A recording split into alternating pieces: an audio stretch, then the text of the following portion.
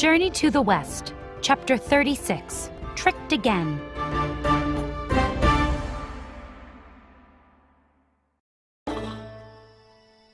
Why won't Wukong help us? The horse asked Bajie. The pig sighed. He told us not to look for him if we needed help. Plus, I kept telling Master to use the tight headband spell. I'll bet the monkey is really mad at me. That doesn't matter now. Said the horse. You must get Wukong to come back. Bajie hesitated for a moment and then leaped onto a cloud. He soared through the sky and soon arrived at the Fruit and Flower Mountain. He found Wukong sitting beside the big waterfall. Other monkeys and apes were nearby. They held swords and spears. They stared at Bajie silently. Hello, Wukong, said the pig. This is a lovely mountain. Wukong scowled. What are you doing here, Bajie? The pig looked at the ground. The Tang monk would like you to come back. He mumbled. Well, that's too bad. Said Wukong, standing up. He told me to leave. I'll never help him again. Please come back, said Bajie. We all miss you. I don't miss you, said Wukong. You told Master to use the tight headband spell. I should take out my iron bar and clobber you. Bajie forced a laugh. I was just joking, Wukong. I knew you were really just protecting Master. It wasn't funny, said Wukong. That spell really hurts.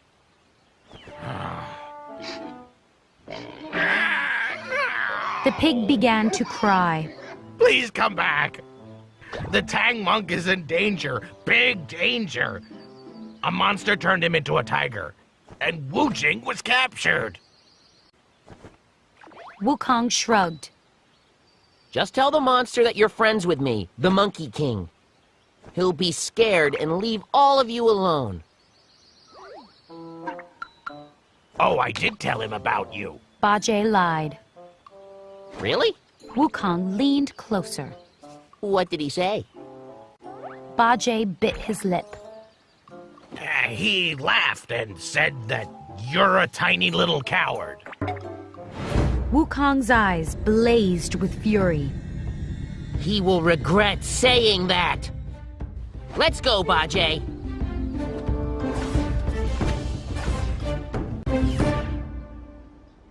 The monster sat in the dining hall, still disguised as a handsome young man. He was eating a meal with the king and the queen.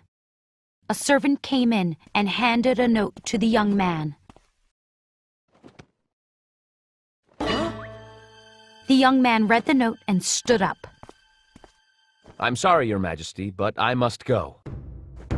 He ran out of the dining hall.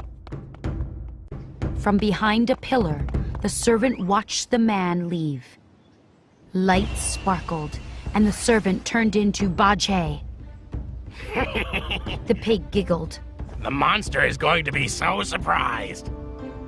The young man ran outside and turned back into a monster. He flew through the air and returned to his pagoda. He burst through the door in a panic. Then he saw Princess Hundredflowers and relaxed. Oh, my sweet, he cried. I was so scared. I thought I'd lost you forever. Why did you think that? Asked the princess. The monster sighed. I got a note. It said there was a monkey here, and he was trying to destroy my pagoda. A monkey was here earlier, said the princess. Really? Said the monster. He looked around. He didn't destroy the pagoda. What did he want? The princess hesitated. You're not going to be happy about this, she said. But he freed the purple spirit you had captured. The monster looked angry. How dare he? The monkey did something else, too. said the princess. What did he do? Asked the monster. There was a flash of light. Suddenly, Wukong stood before the monster. The monkey smiled. I freed the princess too!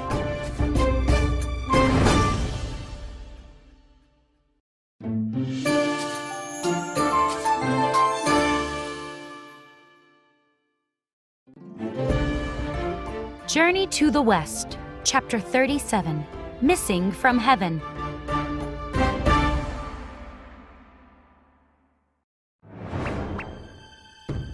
Who are you? The monster asked the monkey. What are you doing here? I am Sun Wukong, king of the Fruit and Flower Mountain. Said the monkey. I'm helping the Tang monk reach the Western Paradise. 500 years ago, I caused a lot of trouble in heaven. Now I'm here to cause a lot of trouble for you! I remember you. Said the monster. Wukong pulled out his iron bar and swung it. Poof! The monster vanished. Wukong leaped into the air. He looked in every direction but didn't see the monster anywhere. That monster said he remembered me. Thought Wukong. He must be from heaven. I'll go up there now to see if any spirits are missing.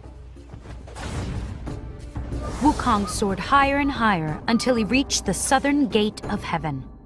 Greetings, Wukong! Said the guard. There's a monster on Earth causing trouble for the Tang monk. Said Wukong. I think the monster is a spirit who escaped from heaven. Is anyone missing? The guard sent a messenger to check. A moment later, the messenger returned. A god was with him. You found the Wood Wolf Star. Said the god. Who? Asked Wukong. The Wood Wolf Star is a wolf spirit who lives in heaven. Said the god. He escaped 13 days ago, and I've been looking all over for him. Wukong rubbed his chin. That makes sense. He said. The monster kidnapped a princess 13 years ago on Earth. 13 years on Earth is equal to 13 days in heaven. The god nodded. Yes, let's go. I'll help you catch the Wood Wolf Star. Wukong returned to Earth with the god. From the sky, the god called down. Wood Wolf Star, come up here at once. Wukong saw a small splash in a river below. The monster leaped out. The monster turned into a wolf and flew up to the god. The wolf looked nervous. You will be punished. Said the god. He turned and led the wolf back up to heaven. Wukong flew to the precious image kingdom and went into the palace. A big celebration was taking place. The king and queen were both hugging their daughter, Princess Hundred Flowers. The princess saw Wukong and smiled. Father? Mother? This is Sun Wukong. He's the monkey spirit who rescued Sha Wujing and me earlier. The king and queen bowed. We can never thank you enough. Said the queen. You and your friends have made us very happy. It was nothing at all. Said Wukong with a laugh. We save people from monsters and demons almost every day. He looked around. Where's the Tang monk? The king looked at the ground. Didn't your friends tell you? He's really a tiger. Nonsense! Said Wukong. That monster turned him into a tiger, that's all. Where is he? The king and queen led Wukong out of the hall. They went down a flight of stairs and arrived at the palace dungeon. A large tiger sat in a cage. Don't worry, Master. Said Wukong. I'll change you back into yourself. Wukong recited a spell. Bright lights surrounded the cage for a moment. The Tang monk was back. Wukong grabbed the bars and twisted them apart. Thank you, Wukong. Cried the monk. He took the monkey's hands in his own. I never should have told you to leave. Will you continue the journey with us? Wukong smiled. We will reach the Western Paradise together.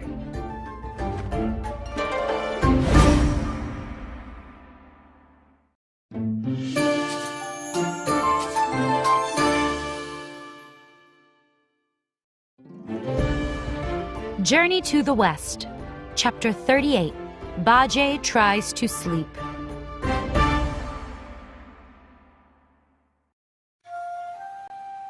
Time passed, and it was soon spring. The air grew warm, flowers bloomed, and birds swooped from tree to tree. The road Wukong and the others were traveling began to go up a mountain. Wukong stopped the group. Bajie, go up the road and search the mountain. There might be a demon up there, and I don't want Master to get hurt. Moaned the pig. You make me do all the hard work. Dragging his feet, he headed up the mountain road. Wukong turned to the Tang monk and Wu Jing. I'm going to follow the pig. I want to make sure he really searches the mountain. The monkey turned invisible and followed Bajie up the road.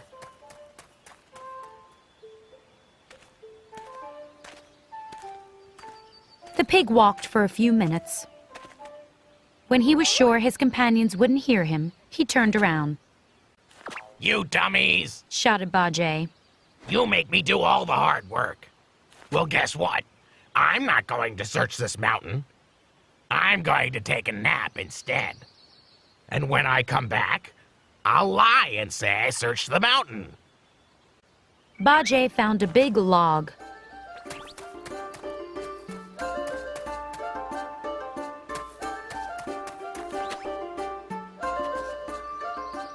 He lay down behind it and fell fast asleep.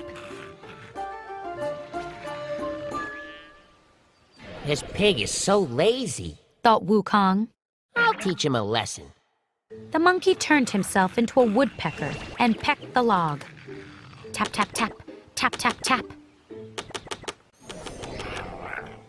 Bajie rolled over and mumbled. Wukong pecked again. Tap, tap, tap, tap, tap, tap. The pig sat up. Quit tapping, you annoying woodpecker. I'm trying to sleep. He fell asleep again. Wukong landed on Bajie's head. Tap, tap, tap, tap, tap, tap. Ouch! Cried the pig, jumping to his feet. Wukong flew away. Bajie rubbed his head. I can't even take a nap. He sighed. I guess I'll go back down. When Bajie found his companions, he lied. I searched the entire mountain. He said. It's safe. Did you see any demons or monsters? Asked Wukong. Bajie shook his head. How about woodpeckers? Asked the monkey. Did you see any of them? The pig looked surprised. What? How did you? That was me, Bajie! Shouted Wukong. You took a nap! You didn't search the mountain at all! Bajie hung his head. You should be ashamed of yourself, Bajie. Said Wu Jing. The Tang monk frowned. Please go back and search the mountain, Bajie. The pig headed back up the road.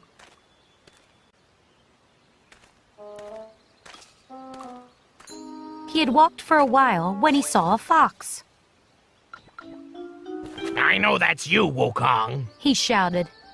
He swung his rake. The fox trotted away. A robin flew past Bajie's head. Get away from me, Wukong! Yelled the pig. As he waved the rake at the bird, Bajie tripped and fell. Wukong! Shouted the pig. I know you're here. You're invisible and you just tripped me. He got back up and stood still for a moment. When he didn't see or hear Wukong, he continued walking.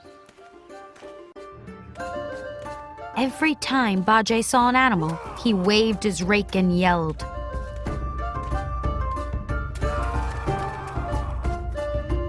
The road became very steep. The pig soon came to a cave. In front of the cave was a demon. Bajie held out his rake. Tell me who you are. He demanded. My name is Golden Horn. Said the demon. Who are you? I am Zhu Bajie. Said the pig.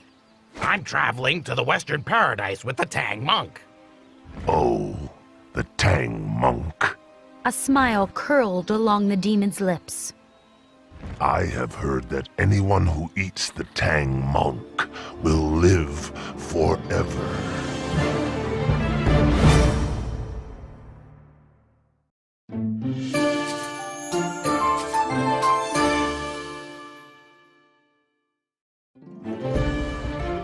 Journey to the West, Chapter 39, The Injured Monk.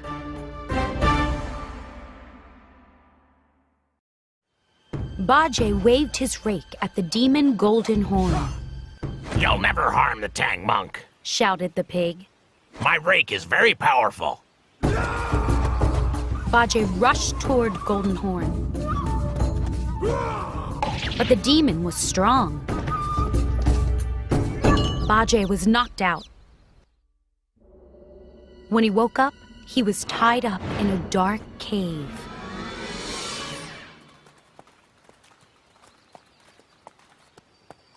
Bajie is taking a long time to search the mountain. Said the Tang Monk. I hope he's okay.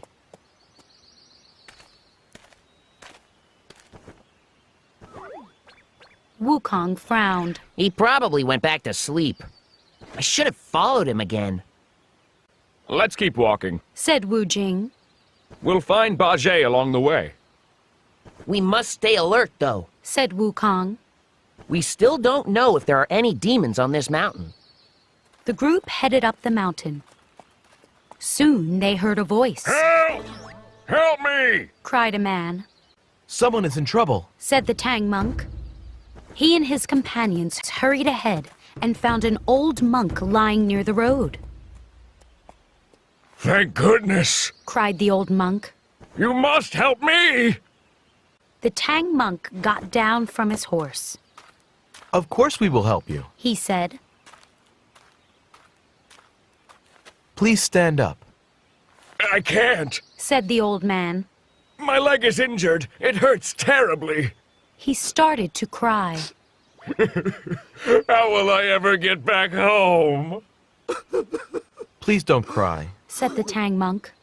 We will help you. How did your leg get hurt?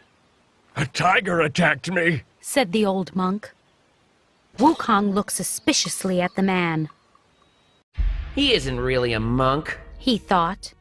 I'm sure he wants to harm Master. But I can't tell Master that. He won't believe me. Wukong, Said the Tang Monk. please carry this poor monk down the mountain. Wukong walked over and picked up the old monk. Ouch! Cried the monk. Be careful, Wukong. Said the Tang Monk. His leg is hurt badly. The group continued along the road. Wukong carried the injured monk. He walked slowly, letting the Tang Monk and Wu Jing go ahead. I know you're really a demon. The monkey whispered. And I know you want to eat the Tang Monk. I don't know what you're talking about. Said the monk. I'm just a simple monk who was attacked by a tiger. Wukong laughed. Do you know who I am? I am Sun Wukong. Heaven's entire army couldn't defeat me. You're going to wish you'd never tried to harm the Tang Monk. As Wukong talked, he felt a heavy weight pressing down on him. He glanced up and realized an entire mountain was balanced on top of his head. The monkey laughed again. So you're going to use magic tricks to trap me under a mountain? Well, let me tell you, Buddha himself once trapped me under a mountain. and I was able to lift it. Wukong felt more weight. Now he had 2 mountains on top of him. He walked more slowly. This still isn't enough weight to stop me, He said. Now that the Tang monk isn't around, I should clobber you with my iron bar. Suddenly, the old monk vanished. A 3rd mountain appeared on top of the first 2. Wukong's knees buckled, and all 3 mountains crashed down on top of him. The monkey was trapped. The old monk appeared again. There was a flash of light as he changed back into his demon form. Golden Horn laughed with delight. Wukong was the most powerful of these travelers. It will be easy to defeat Wu Jing. Tonight I will dine on the Tang monk.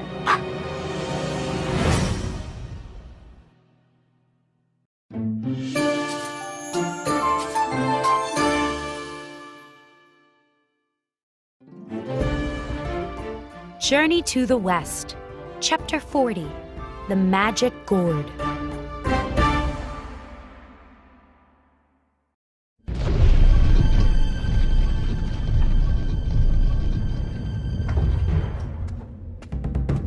Bajie was in the cave when the door opened. 2 small demons entered, dragging Wu Jing and the Tang monk.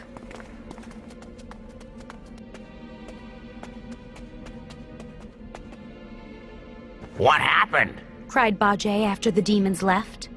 A demon attacked us. Said Wu Jing. I tried to fight him, but he was too powerful. I'm worried. Said the Tang monk. We don't know what happened to Wukong. In another room inside the cave, Golden Horn talked to some smaller demons. They all laughed when Golden Horn told them Wukong was trapped under 3 mountains. Let's celebrate, Said one demon. Not yet. Said Golden Horn. I'm afraid Sun Wukong might escape. He handed a gourd to one of the demons. Take this magic gourd to the monkey. Say his name, and he will be sucked into the gourd. After an hour, he will turn into liquid. Yes, master, Said the small demon.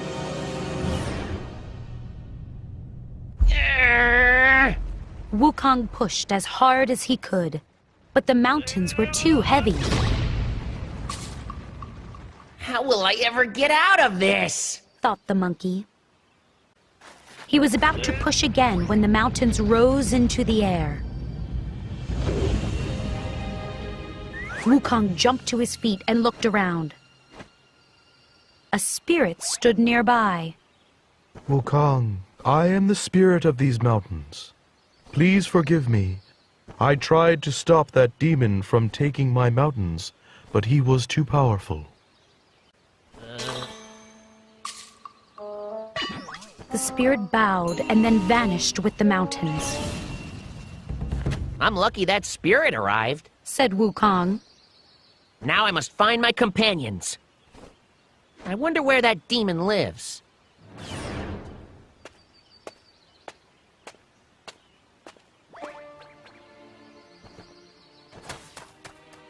He spotted a small demon coming down the road. The demon was carrying a gourd. Wukong ducked behind a rock before the demon saw him. Another demon, Thought the monkey.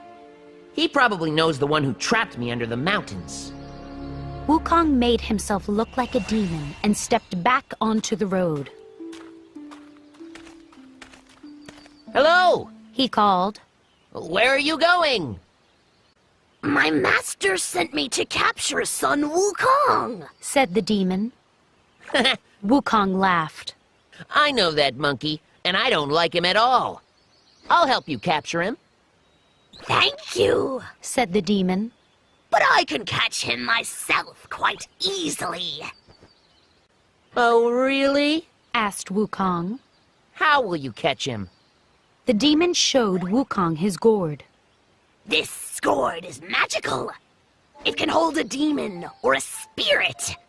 I just have to say, Sun Wukong, and he'll be sucked into it. After an hour, he'll turn into liquid. Wukong laughed. I have a better gourd. He quickly plucked a hair and turned it into a gourd. He showed the gourd to the demon. It can hold all of heaven. The demon looked interested. I wish I had your gourd. Well, Said Wukong. I might be willing to trade gourds with you. The demon gave Wukong a suspicious look. How do I know you're telling the truth? Prove that your gourd can hold all of heaven. Then we'll trade. I'll prove it to you. Said Wukong. The monkey recited a quick spell and left his body standing on the road. He flew fast up to heaven. I must make it look like heaven got sucked into this gourd. He thought. I'll ask the guard to close the gate and dim the stars. Then it will look like heaven's gone.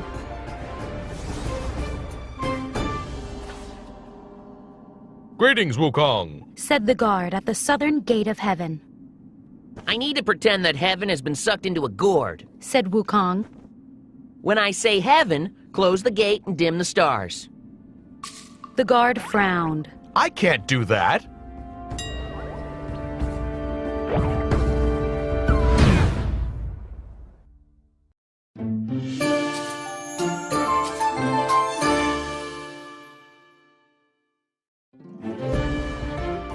Journey to the West. Chapter 41. A Trade.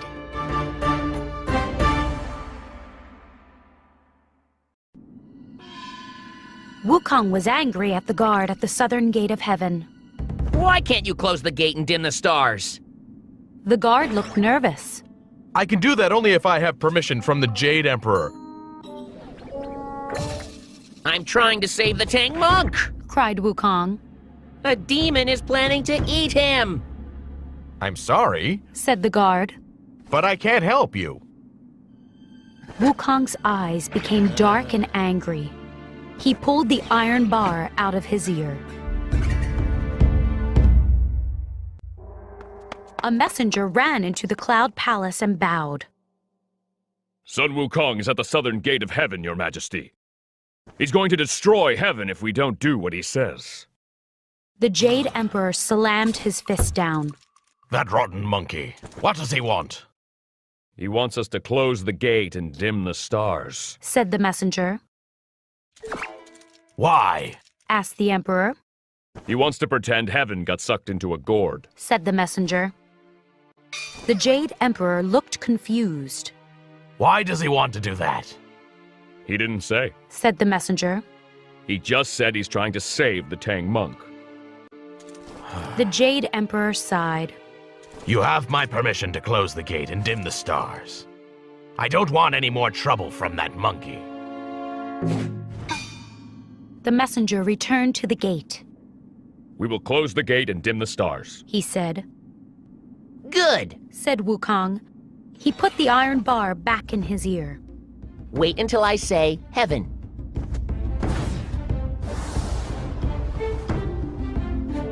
Wukong returned to his body, which was still in disguise as a demon. Now I will call to heaven. Said the monkey to the demon. The whole place will get sucked into this gourd. He held up the gourd. Heaven! Right away, the sky went dark. Amazing! Cried the demon. All of heaven is now in that gourd? Yes! Said Wukong. All the stars, planets, spirits, and gods are in here. Even the Cloud Palace is in here, with the Jade Emperor too. Now I will let heaven back out. He held up the gourd. Heaven, return! The sky lit up again. Fascinating. Said the demon. Let's trade gourds. He handed his gourd to Wukong. Wukong gave the fake gourd to the demon. Then he made the real gourd tiny and hid it in his robe. I'll try to capture heaven now. Said the demon. He held up the gourd. Heaven! Nothing happened. Heaven! Said the demon again. Heaven! Heaven! He looked at the gourd. This gourd isn't working! What's wrong with it? Wukong laughed and made the fake gourd disappear. Then he made himself invisible. I was tricked! Cried the demon. I must tell Golden Horn! The demon ran off, and Wukong followed. Soon the road went up a mountain. The demon ran into a cave. Wukong made himself visible and stormed into the cave. Looking around at the group of demons, he pulled out his iron bar. Return my friends at once, He shouted. or I'll clobber all of you. Cried the small demons. They ran in every direction, tripping over one another. Wukong swung his iron bar at Golden Horn. The demon stepped out of the way and pulled a golden rope from his sleeve. He swung the rope, and it shot toward Wukong. The monkey tried to get out of the way, but the rope snagged him. It looped around his waist. The more Wukong tried to wriggle free, the tighter the rope got. Golden Horn laughed. You'll never escape the golden rope. Tonight I will dine on the Tang Monk.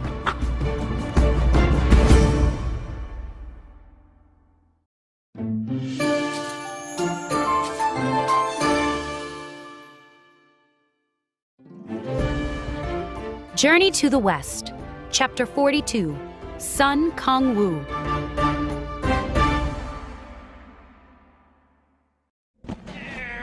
Wukong struggled to free himself from the golden rope.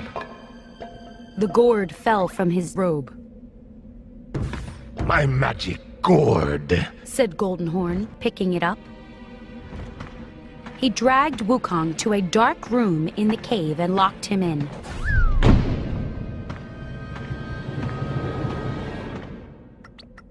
Right away, Wukong made himself tiny and escaped. He flew down a tunnel and squeezed through the cave's main door. Once he was outside, he returned to his normal size. He banged on the cave door. Open up right now! The door flew open and Golden Horn appeared. Sun Wukong, Shouted the demon. how did you escape? I'm not Sun Wukong. The monkey lied. But you look just like him. Said Golden Horn. Yes, I do. Said Wukong. Sun Wukong is my twin brother. My name is Sun Kong Wu. Why are you here, Sun Kong Wu? Asked Golden Horn. I know you captured my brother. Said Wukong. Set him free. Golden Horn laughed. I'm not going to do that. Oh, that's too bad. Said Wukong, pretending to feel bad. I was hoping to solve this problem without violence. He took the iron bar out of his ear. Golden Horn had been holding the gourd behind his back the whole time. He quickly held it up and shouted. Sun Kong Wu. Shloomp! Wukong was sucked into the gourd. Golden Horn put a cap on the gourd and went back into his cave. Inside the gourd, Wukong stamped his foot. How will I get out of here? I know I won't turn into liquid because I'm going to live forever. But I still have to save my friends. he tapped his chin. I have an idea! He plucked a hair and made it look almost exactly like himself. There was just one difference. The fake Wukong had no legs. Next, Wukong made a hair look like a puddle. He placed the fake Wukong on the puddle. Now it looked as if the fake Wukong's legs had turned into liquid. Then the monkey made himself very, very tiny.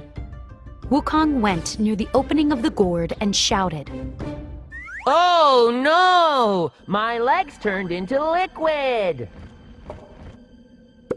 The gourd shot out light as Golden Horn removed the cap. The tiny Wukong leaped out, unseen. Golden Horn peered into the gourd and saw the fake Wukong in the puddle. Ha ha! The monkey's legs did turn into liquid. Soon his entire body will be liquid. Ha ha ha! Golden Horn laughed again and closed the gourd. He put the gourd down and started eating. The real Wukong returned to his normal size and then made himself look like a demon. He walked over to Golden Horn. Hello, sir, said Wukong. Are you enjoying your lunch? Yes, said Golden Horn. Wukong picked up the gourd. Is Sun Kong Wu still in here? yes. Said Golden Horn. He will turn completely into liquid soon. Stop asking me questions. I'm trying to eat my lunch. Golden Horn tilted his head to take a drink. Wukong slipped the gourd into his robe. He quickly made a fake gourd with one of his hairs.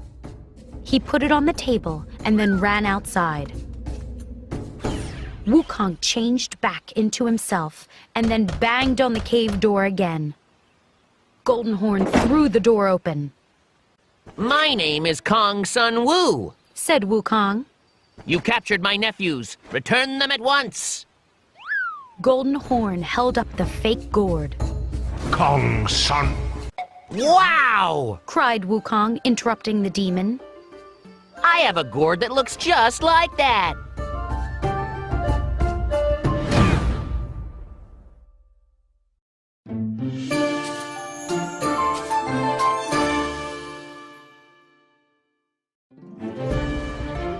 Journey to the West, Chapter 43, A Visit from Lauza.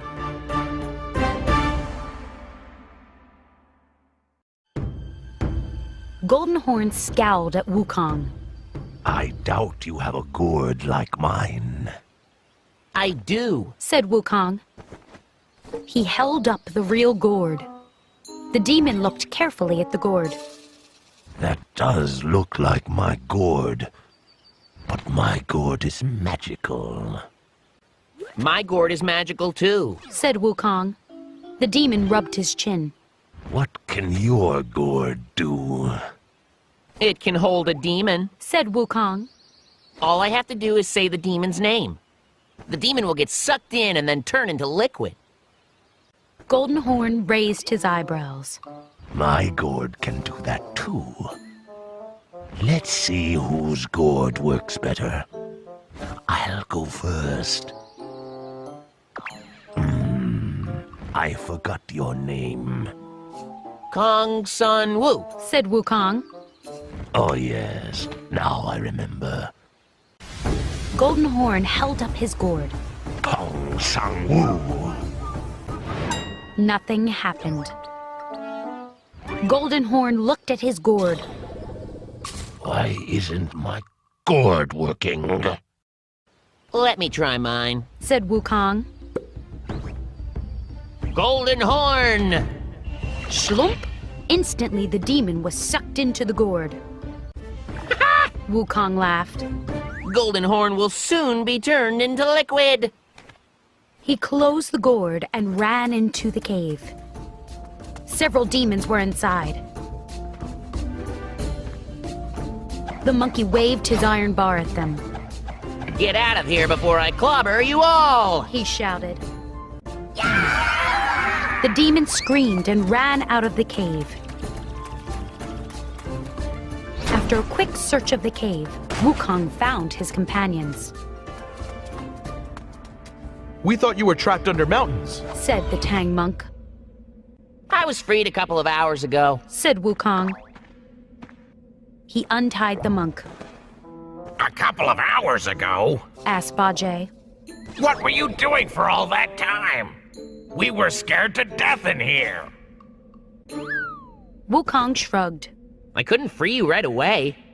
I had to get rid of the demon first. The monkey untied Bajie and Wu Jing. They all went outside. It's still early in the afternoon. Said Wu Jing. Let's start walking now. Yes. Said the Tang monk. I want to be as far from this mountain as I can by nighttime. The travelers hurried west along the road. They hadn't gone far when an old man approached them. Give me back my gourd, said the old man. Wukong stepped forward. What gourd? I don't have a gourd. I know you have my gourd, said the man. I don't know what you're talking about, said the monkey. There was a flash of light. Then Laozi the sage stood before the travelers. He looked angry. Give me my gourd, Wukong, boomed the sage. Wukong laughed. Relax, Laozi. I was just joking around. I knew it was you. Here's your gourd. Wukong took the gourd out of his robe and handed it to the sage. Why did that demon have your gourd? Asked the monkey. Golden Horn works for me, said Laozi. I sent him here to cause trouble for you. Buddha wanted to make sure you are all serious about reaching the Western Paradise. You fought well, Wukong. Wukong glanced at the gourd. Golden Horn is probably all liquid by now. No, said Laozi.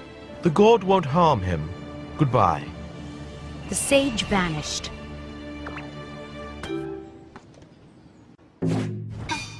The group continued west. As night fell, they arrived at a monastery. After a small dinner with the monastery's monks, everyone went to bed. The Tang monk was almost asleep when he heard a moaning sound from outside. The monk sat up, trembling with fear. Was a ghost approaching? Slowly, his door creaked open. A man stood in the doorway, dripping wet. He looked at the monk and held out his hands. Please help me.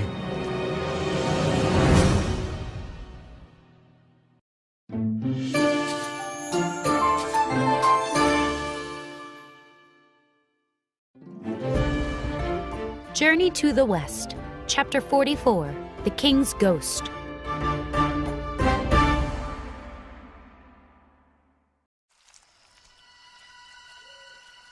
The man walked into the Tang monk's room. Who are you? Asked the Tang monk nervously. I'm king of the Black Rooster Kingdom, said the man. My kingdom suffered a horrible drought 5 years ago. Crops wouldn't grow and my people were starving. One day a Taoist arrived in the kingdom. He said he had great powers and could pray for rain. Did the Taoist prayers bring rain? Asked the Tang monk. The king nodded. It rained for days and our crops began to grow. Wonderful, said the Tang monk with a smile. But then his smile faded. I'm confused. Why do you need my help? The king took a deep breath. After the Taoist brought the rain, we became close friends. One day we were walking when I noticed a strange light coming from my well. I went to the well and looked in. Suddenly, I felt someone push me in. It was the Taoist! He had made the light with magic so he could trick me. I fell deep into the water, and he sealed the well shut. Tears came to the king's eyes. My body is still down there. I'm just a ghost. That's horrible. Said the Tang monk. Your guards punished the Taoist, right? The king shook his head. The Taoist made himself look like me, and now everyone thinks he's the real king. The king paused. I've been in the land of darkness ever since. Tonight, a spirit brought me to see you. He said you can help me. How can I help you? Asked the Tang monk. I'm just a monk. Yes, but you're traveling with Sun Wukong. Said the king. Sun Wukong is very powerful. He can destroy the Taoist. The Tang monk hesitated. Wukong can't charge into the palace and attack the Taoist. People will think the monkey is evil, attacking a king for no reason. My son, the prince, can bring all of you into the palace. Said the king. Then Sun Wukong can fight the Taoist in private. Where can we find the prince? Asked the monk. He will be out hunting tomorrow. Said the king. Tell him everything I told you. But he won't believe us. Said the monk. He thinks that Taoist is his father. Show him this. The king held up a jade coin. This is the one royal treasure I still have. When my son sees it, he'll know you're telling the truth. Suddenly, the king looked at the door. The spirit is calling me. I must go. The king vanished. The Tang monk called to his companions, who rushed into the room. The monk told them everything that the king had said. He showed me a jade coin. Said the monk. He looked around. I don't know where it is now, though. It was just a dream. Said Wukong. No, it wasn't a dream. Said the monk, still looking around. He went outside and the others followed. There it is. A jade coin lay on the ground by the door. The next morning, the prince went out hunting. He saw a white rabbit and shot an arrow. He missed and the rabbit ran.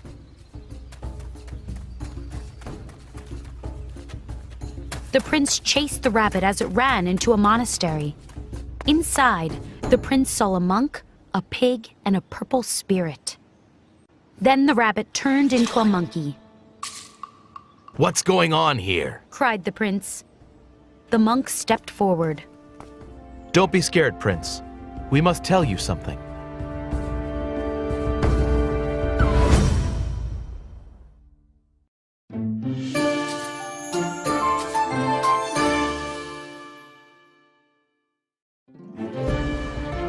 Journey to the West, Chapter 45, The Treasure in the Well.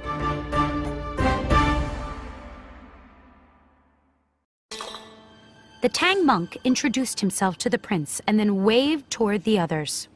These are my companions. We're going to the Western Paradise to get scriptures from Buddha. What's going on? Asked the prince. Why did the monkey lead me here? The man ruling the Black Rooster Kingdom is not really the king, said the monk. He told the prince everything. When the Tang monk's story was finished, the prince was furious. You're lying. I will have you arrested for making up such a story. The Tang monk reached into his robe. He pulled out the jade coin. Your father told me to show you this. The prince gasped. That coin belongs to my father. It's a royal treasure. He began to cry. Your story must be true. My poor father. All this time, people thought that evil Taoist was him. Don't worry, said Wukong. We'll get rid of that fake king. Late that night, Wukong lay awake. The Taoist will deny everything, he thought. We need proof that he killed the real king. He poked Bajie, who was fast asleep. Bajie, wake up. The pig rolled over. Leave me alone. Sleeping. We need to do something, said Wukong. Not now. Mumbled Bajie. I know where there's treasure. The monkey lied. Bajie's eyes popped open. Where is the treasure? Follow me, said Wukong. They went outside and flew to the palace. In a small courtyard, Wukong rushed toward a well. The treasure is in this well, said the monkey, pulling the lid off. Bajie peered down into the darkness. Is this the well the king was pushed into? Oh, I'm not sure, said Wukong, pretending to not know. The treasure is definitely down there, though. How will we get it out? Asked the pig. Wukong pushed Bajie, and the pig splashed into the water. You rotten monkey! Shouted Bajie. The monkey laughed. Find the treasure and I'll let you back up. Angry, Bajie dived down deeper and deeper until he arrived at a palace.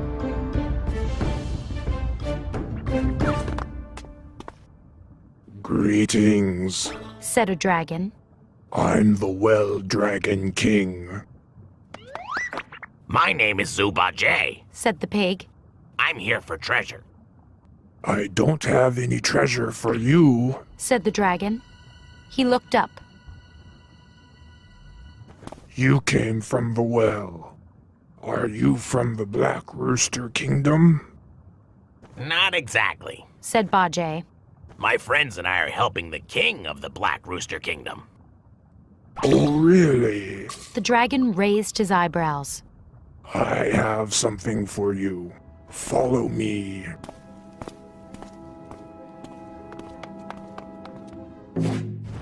The Well Dragon King led Bajie into a room. The pig gasped. The body of a man lay on a table.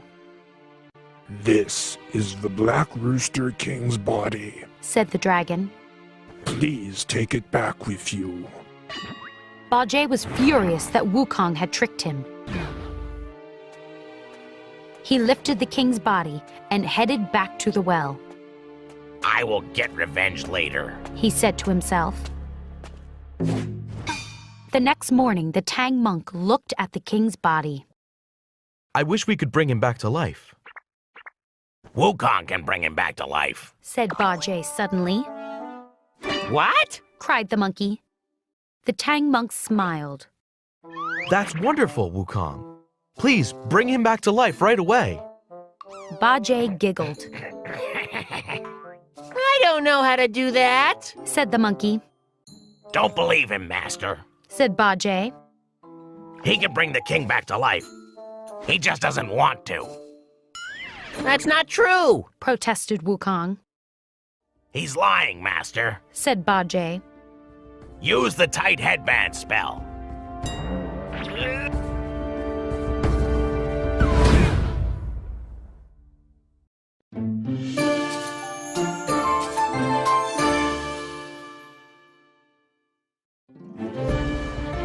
Journey to the West, Chapter 46, 1,000 Pills.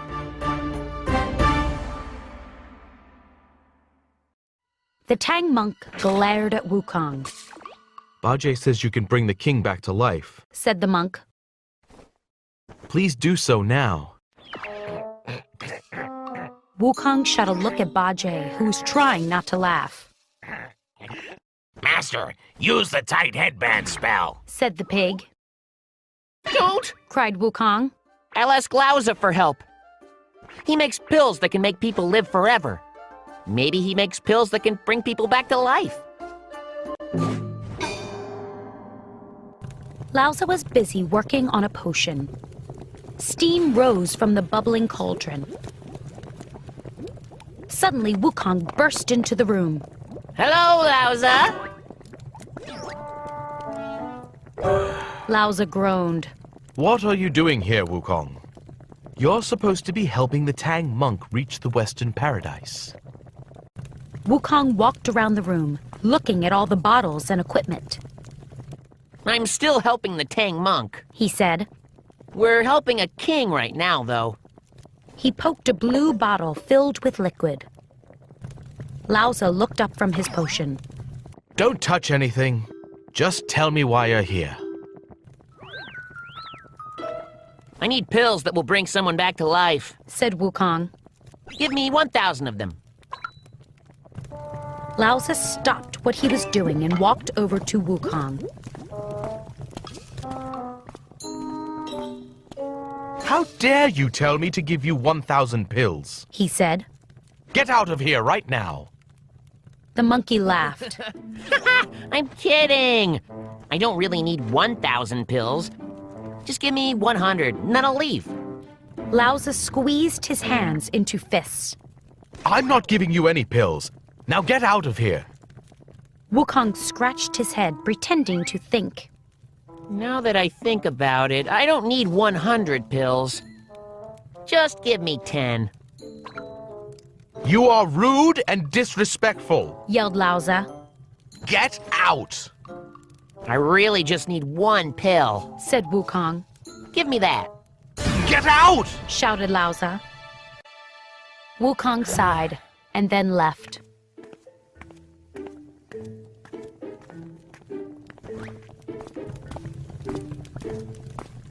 Lauza went back to his potion and stirred. But then he stopped. That monkey will definitely come back and cause trouble, he said to himself. I should just give him a pill. The sage opened a jar and took out a pill. He went outside and found Wukong waiting for him. Hello again, said the monkey. I was just trying to decide what sort of trouble I could cause for you. Lauza frowned, shoving the pill toward Wukong. Take this and leave. Wukong returned to the monastery. Everyone watched as the monkey put the pill in the king's mouth. Lights sparkled around the king. And then his eyes popped open. The king sat up and looked at Wukong. You saved me, the king said. I'm alive again. He turned and saw the prince standing nearby. My son! Father, said the prince. He took his father's hands and bowed his head.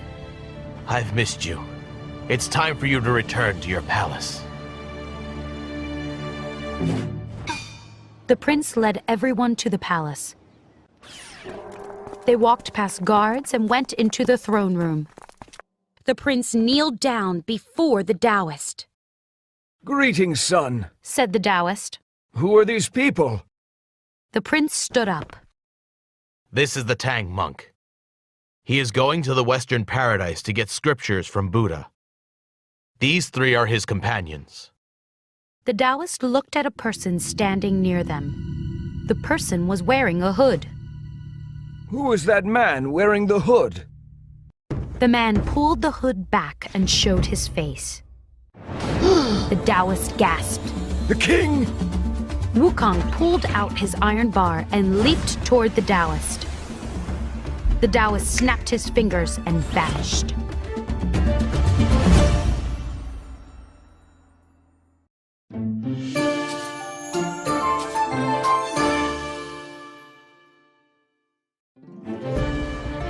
Journey to the West, Chapter 47, 2 Tang Monks.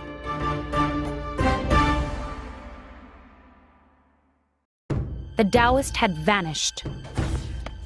Wukong ran outside and shot into the air. He looked in every direction. Where did the Taoist go? Asked the monkey. Then he heard a shout from inside the palace. There are 2 Tang monks, cried Bajie. Wukong flew back inside. 2 Tang monks stood side by side. We can't tell them apart. Said Wu Jing. They look exactly alike. Which one of you is the real Tang monk? Asked Wukong. I am. Said one.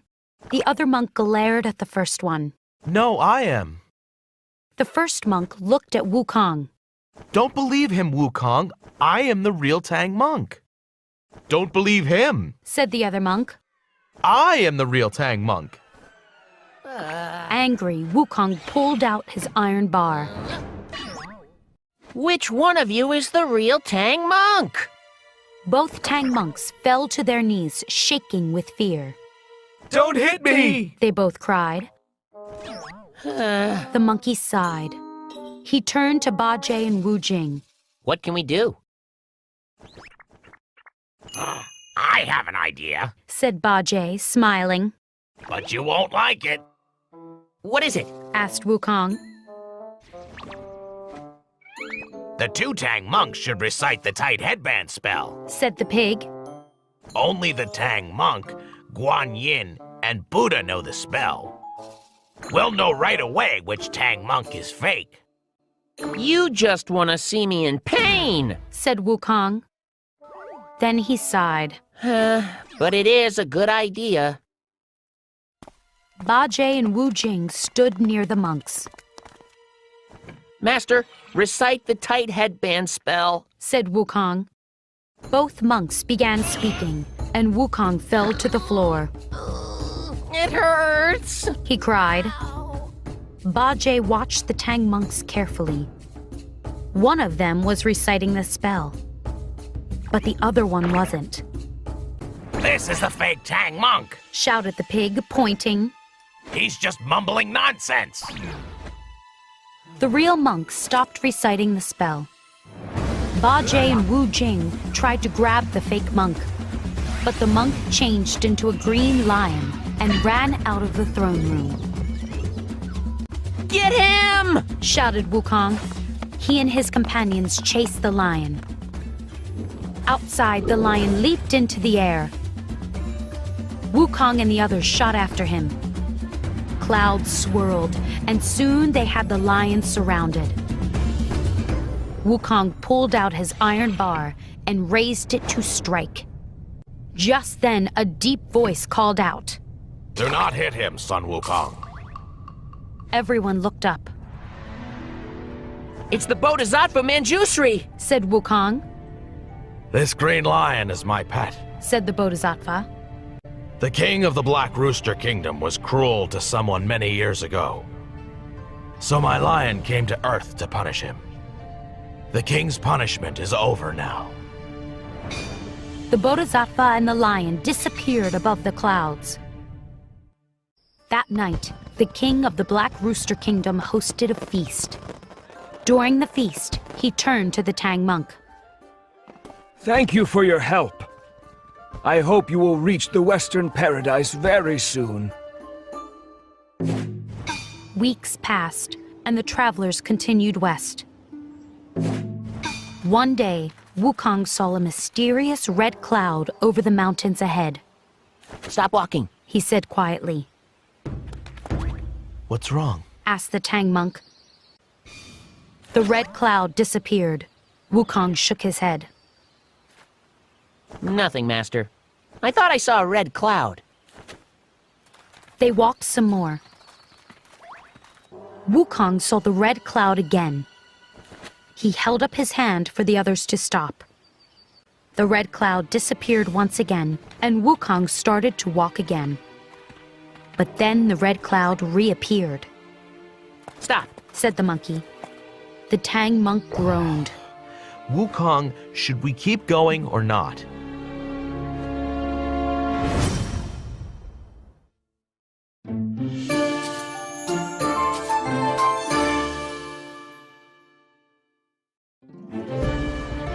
Journey to the West, Chapter 48, The Scared Boy.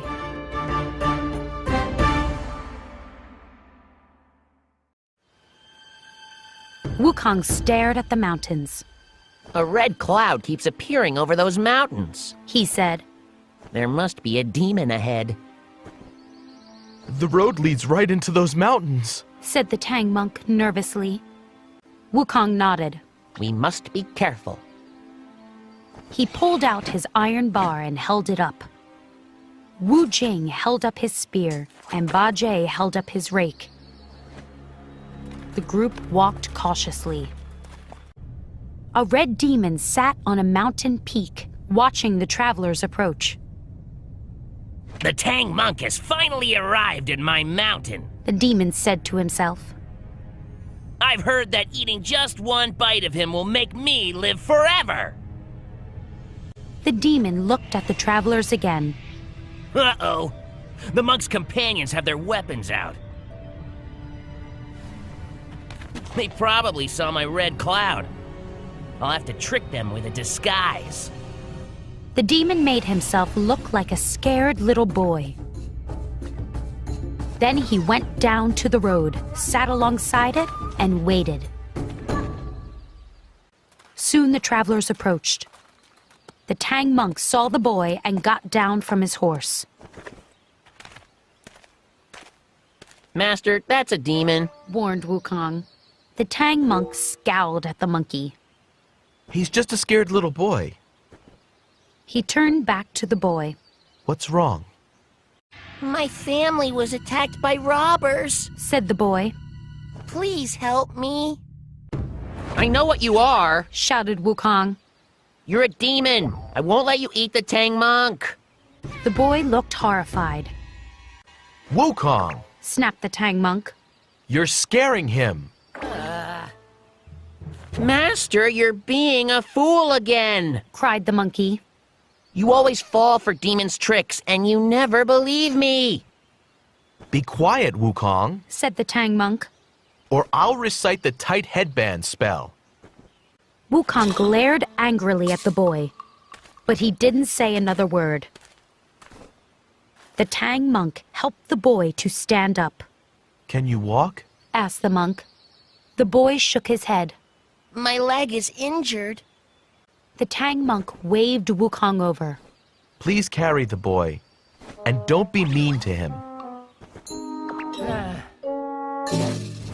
The group continued west, with Wukong carrying the boy on his back.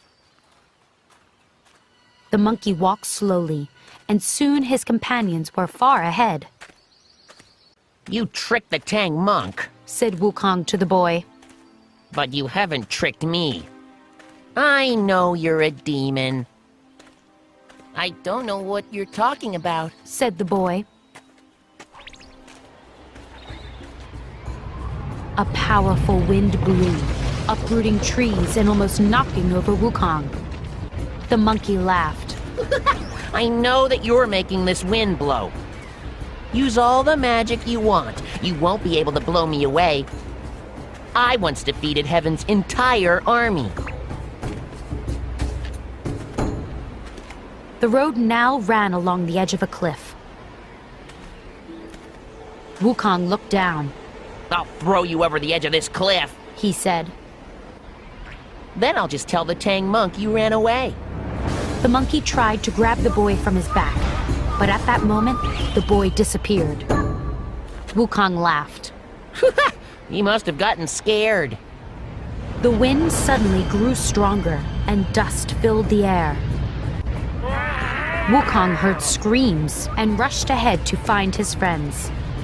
Master! cried the monkey, trying to see through the dust. Where are you? When the wind stopped, he saw Ba Jie and Wu Jing lying by the road. That was some wind, said the pig, getting up. It knocked us over, said Wu Jing. Wukong looked frantically around. Where's Master? Oh no! cried Ba Jie. That boy was a demon. He kidnapped Master.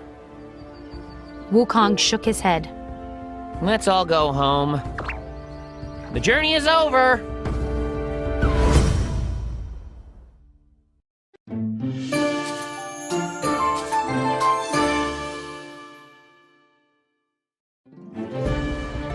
Journey to the west. Chapter 49, Red Boy.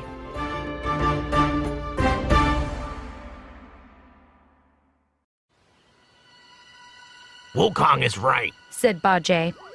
We should all go home and forget about reaching the Western Paradise. I'll return to my cave and take a nice long nap. Bajie started to walk away. Wu Jing grabbed him. Are you crazy? He looked at Wukong. We can't go home. I know that, said the monkey. I wasn't serious about going home. But I'm angry with Master. How many times have I warned him about demons? He never believes me! If he had listened to me earlier, he wouldn't have been kidnapped. Wukong sighed. We need to figure out where the demon took him. I'll summon a local spirit. The monkey closed his eyes and muttered some words. A soft breeze blew, and then a spirit appeared. Hello, Sun Wukong, said the spirit. I am the spirit of this mountain. Our master was kidnapped by a demon, said Wukong. We think the demon lives near here, but we don't know where. Oh dear, said the spirit. He looked nervous. Your master was probably kidnapped by Red Boy, a very nasty demon. His cave is near the peak of that mountain. The spirit pointed to a nearby mountain. You shouldn't go there, though, the spirit continued. Red Boy is very powerful. His father is the Bull Demon King, one of the most horrible demons ever. A smile spread across Wukong's face, and he began to laugh. That is good news. Everyone looked at the monkey in surprise. Why is that good news? Asked Wu Jing. The Bull Demon King is an old friend of mine, said Wukong. Before I caused trouble in heaven, I was friends with a group of demon kings. The Bull Demon King was one of them. When I tell Red Boy who I am, he'll release the Tang Monk right away. The three travelers said goodbye to the spirit and headed up the mountain. They came to a cave near the peak. The door was closed. Wukong knocked. Open up, Red Boy. I need to speak with you. The door flew open, and Red Boy stepped out. Who are you? Demanded Red Boy. What do you want? You kidnapped our master, the Tang Monk, said the monkey. Please return him to us. Red Boy snorted. I'm not going to return the Tang Monk to you. I'm going to eat him and live forever. Now go away before I get very angry. Wukong laughed. My dear boy, you don't realize whom you're talking to.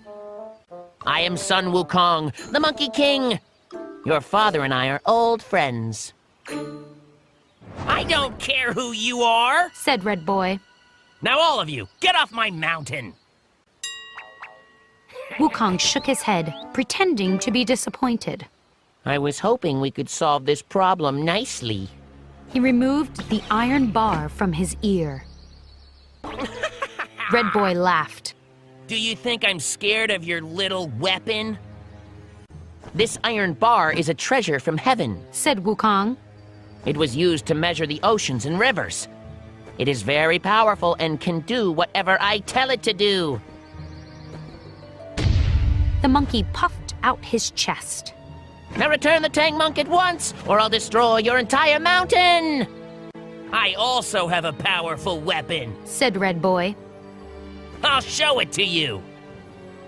The demon punched himself in the nose. Smoke poured from his nostrils, and fire shot from his mouth. A moment later, flames covered the entire mountainside.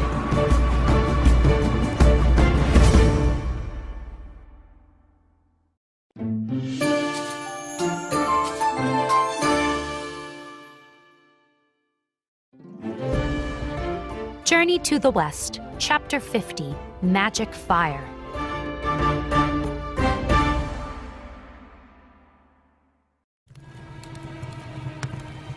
Wukong and his companions ran back down the mountain, escaping the fire. Red Boy's fire is powerful, said the monkey. We were nearly roasted, said Bajie.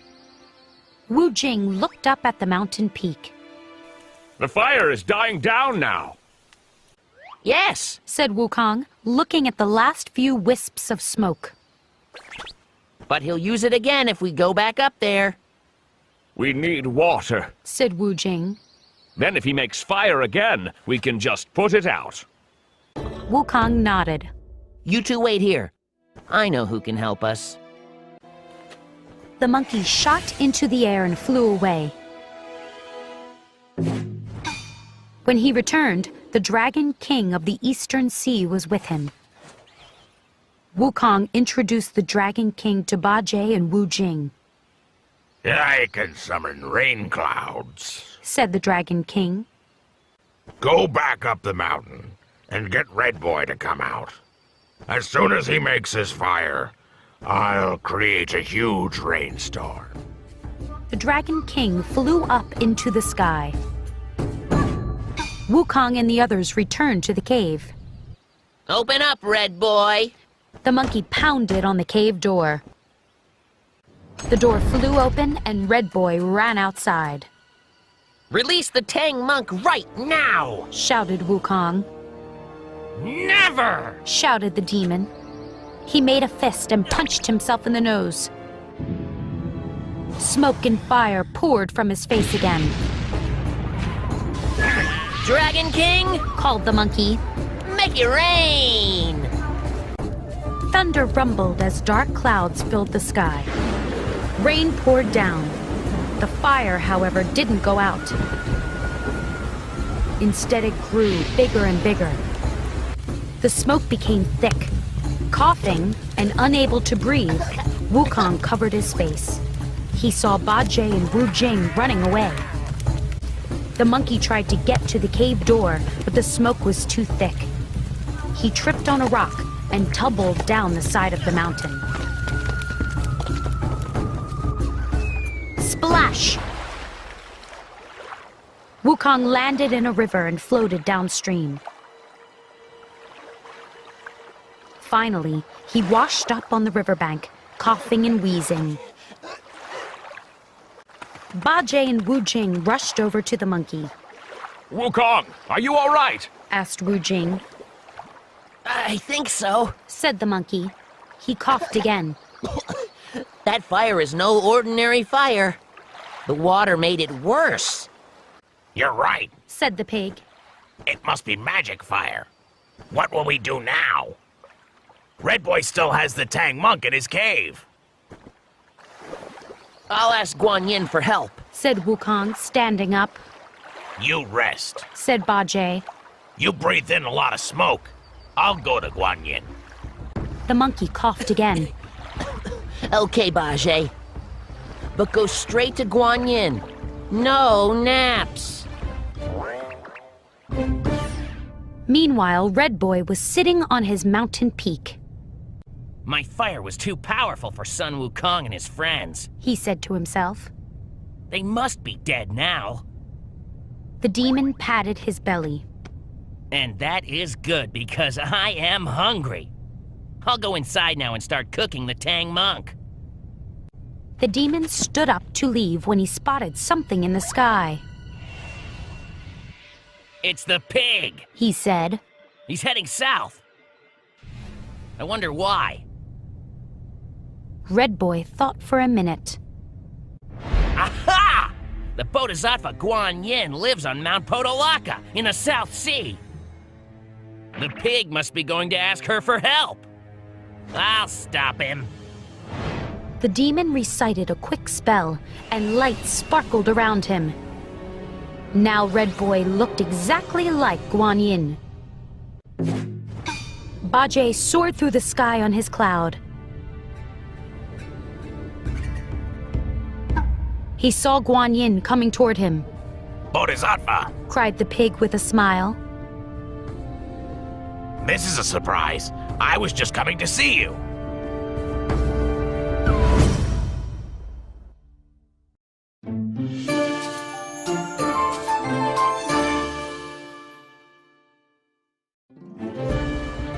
Journey to the West, Chapter 51. Guan Yin becomes angry. Ba Jie didn't know Guan Yin was really Red Boy in disguise, The Tang Monk is in trouble. said the pig to the fake Guan Yin. A demon named Red Boy is planning to eat him. Can you help us? Of course. Said the fake Guan Yin. I know Red Boy. He's very nice. I doubt he'll harm the Tang Monk. Let's go to Red Boy's cave and talk to him.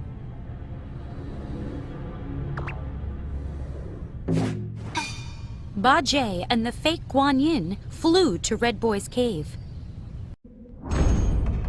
Ba Jie went in first. Red Boy returned to his normal appearance and then sneaked up behind Ba Jie. He threw a sack over the pig. Hey, what's going on? Shouted Ba Jie. I'm not Guan Yin, you fool! The demon laughed. I'm Red Boy, and now you're trapped. The demon locked Ba Jie in a room. Why isn't Ba Jie back yet? Asked Wu Jing. Wukong frowned. He probably stopped to take a nap. That pig is so lazy. Wu Jing nodded. Yes, he's very lazy. What should we do now? I'm going to sneak into Red Boy's cave. Said Wukong. I want to make sure the Tang Monk is still alive. Then I'll go to Guan Yin myself. The monkey turned himself into a bee and flew up the mountain. He slipped through the cave door and flew down a long tunnel. Soon he heard the Tang Monk crying. Master is scared, Thought Wukong. but at least he's still alive. The monkey then heard a shout. It was Ba Jie. You filthy demon! How dare you make yourself look like Guan Yin and fool me? Aha! Thought Wukong.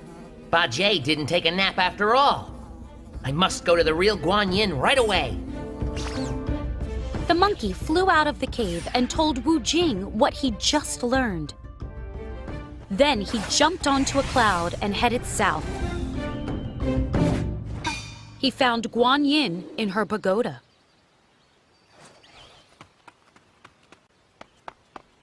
Wukong, why are you here? Asked Guan Yin. We have a problem, Bodhisattva. Said the monkey. The Tang Monk was caught by a demon named Red Boy. The demon makes magic fire that water can't put out. Ba Jie was on his way here to ask for your help. But the demon made himself look like you and tricked the pig. Guan Yin's face burned with anger. How dare that demon make himself look like me?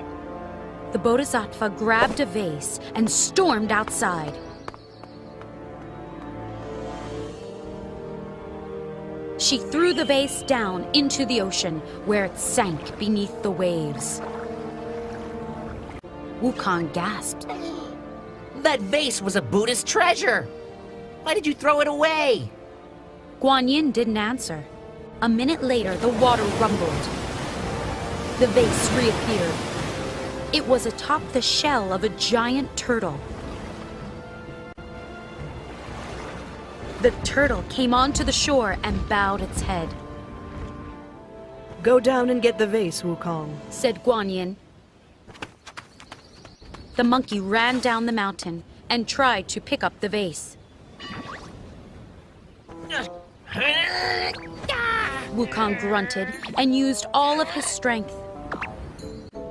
But no matter how hard he tried, he couldn't lift the vase at all. Bodhisattva? He called. I don't understand. It's just a small vase, but I can't lift it. Guan Yin came down the mountain. That vase just traveled around the world, through all the oceans and rivers. It now holds an ocean's worth of water, magic water. The water will put out Red Boy's fire. Guan Yin picked up the vase with one hand. She held up her other hand, and several swords appeared. She waved them, and they turned into a large lotus platform.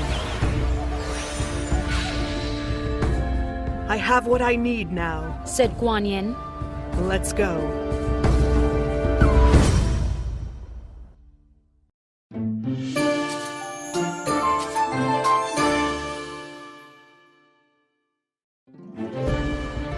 Journey to the West, Chapter 52, An Ocean from a Vase. Wukong and Guan Yin stood on the lotus platform above Red Boy's mountain. Let's attack Red Boy now, said the monkey. Wait, Wukong, said Guan Yin, holding up a hand. There's a lot of water in this vase, enough for an ocean. I don't want any animals harmed when I pour it out. She recited a quick spell. A moment later, the local spirit arrived. Bodhisattva, said the spirit. What can I do for you? I'm going to pour magic water around Red Boy's mountain, said Guan Yin. Please make sure all the animals are far, far away from the mountain. Yes, Bodhisattva, said the spirit. The spirit flew down to earth. Wukong watched the ground below. First, he saw some small animals scurry out from under bushes. Birds flew from branches. Then tigers, bears, and other large animals stampeded down the mountainside. Soon there wasn't a single animal anywhere near the mountain. Now I can pour the water out, said Guan Yin. She tipped the vase, and rolling waves of water poured out. The waves washed down the slopes of the mountain. The water level rose higher and higher, forming an ocean. Only the top of the mountain was above water. Wukong, go down there and get the demon to come out, said Guan Yin. Fight him, but don't defeat him. Instead, lead him up here to me. Wukong jumped down to the mountain. He pulled out his iron bar and swung it. Smash! The door to the cave exploded. Red Boy ran out of the cave looking furious. You smashed my front door! He shouted. That's right, said the monkey. And I'll smash you if you don't release my friends. Ha! Red Boy laughed and then punched himself in the nose. Nothing happened. Why didn't my fire magic work? Asked the demon. Then he noticed the ocean surrounding his mountain. Wukong laughed. That is magic water brought here by the Bodhisattva Guan Yin. You can't make fire anywhere near it. Red Boy stabbed at Wukong with his lance. Clang! The monkey blocked the lance with his iron bar. Red Boy grunted and stabbed again. Wukong swung his iron bar, nearly knocking the lance from Red Boy's hands. The two fought until Wukong, pretending to be scared, leaped into the air. Red Boy followed. Up into the sky they flew. Red Boy kept jabbing his lance at Wukong. The monkey blocked it with his iron bar. Wukong hurried toward Guan Yin on the lotus platform. He flew fast and ducked behind her. When Red Boy saw the Bodhisattva, he stopped. What are you doing here, Bodhisattva? He demanded. Guan Yin stared back at the demon, but she didn't say a word. I asked why you're here, shouted Red Boy. Again, Guan Yin didn't answer.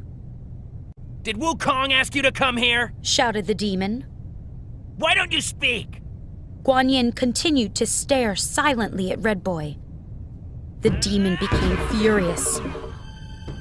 He raised his lance and shot toward Guan Yin. The Bodhisattva vanished. Red Boy laughed. I guess she was scared of me. He looked at the empty lotus platform. Wukong is a fool! He couldn't defeat my fire magic, so he asked Guan Yin for help. And what did she do? She ran away as soon as I raised my weapon. Now this Buddha's treasure is mine! Red Boy sat down on the platform.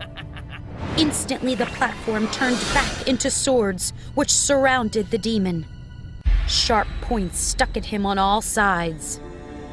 Oh no! Cried Red Boy. I'm trapped!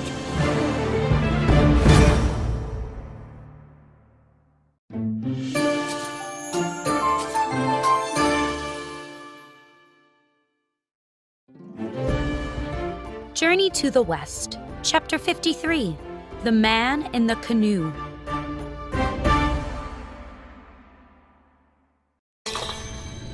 From behind Guan Yin, Wukong peeked at Red Boy. The demon was trapped by the swords, all pointed at his face. Get these swords away from me! Cried the demon. You must become a Buddhist, said Guan Yin. Then I'll release you. I promise! Cried Red Boy. I'll do whatever you say! Guan Yin recited a spell, and the swords vanished. Red Boy's eyes flashed with anger. Bodhisattva, watch out! Cried Wukong. Red Boy charged toward Guan Yin. Wukong jumped in front of him. The monkey was about to strike the demon when Guan Yin held up 5 metal bands. She threw them at Red Boy. Instantly, they clamped around his head, wrists, and ankles. Evil demon, said Guan Yin. How dare you try to attack me? Unable to move, Red Boy glared at Guan Yin. Wukong raised his iron bar to strike him. No, Wukong, said Guan Yin. Don't hurt the demon. I will take him back to Mount Podalaka to be my student. Yes, Bodhisattva, said the monkey. Guan Yin took the vase down to earth. She recited a spell, and all the water flowed back into the vase.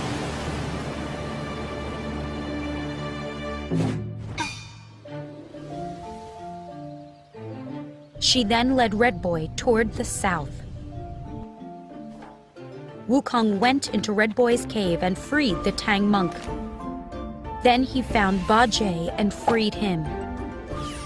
The 3 of them went down the mountain and found Wu Jing. The group continued west. They traveled for weeks and then months. One day they came to a wide river. I can't believe we have to cross another river, muttered Bajie. There are many rivers between here and the west, said Wukong. We'll have to cross them all. How will we cross this one? Asked the Tang monk. A small canoe came into view. A man paddled it toward the travelers. As the man paddled, he stared at the Tang monk. Greetings, called the man as he came closer. Do you all need a ride across the river? Yes, said the Tang monk. We were just wondering how we would get across. We're going to the west to get scriptures from Buddha.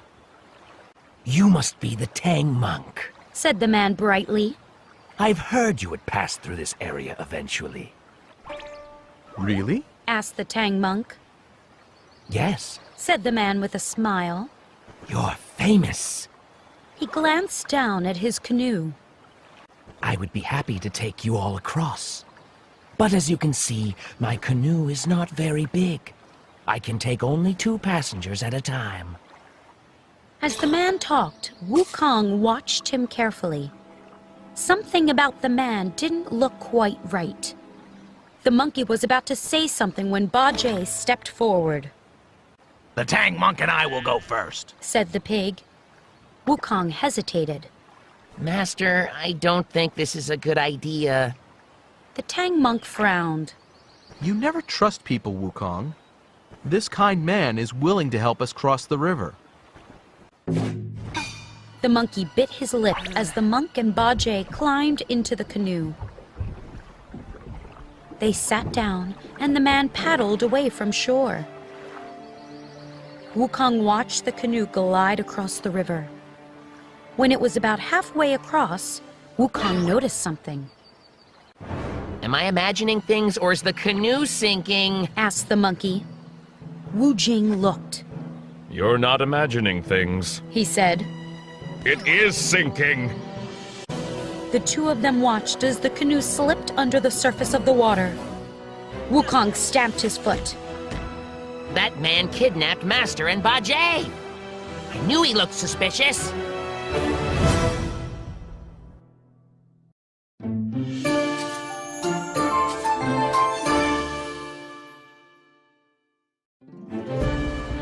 Journey to the West, Chapter 54, The River God.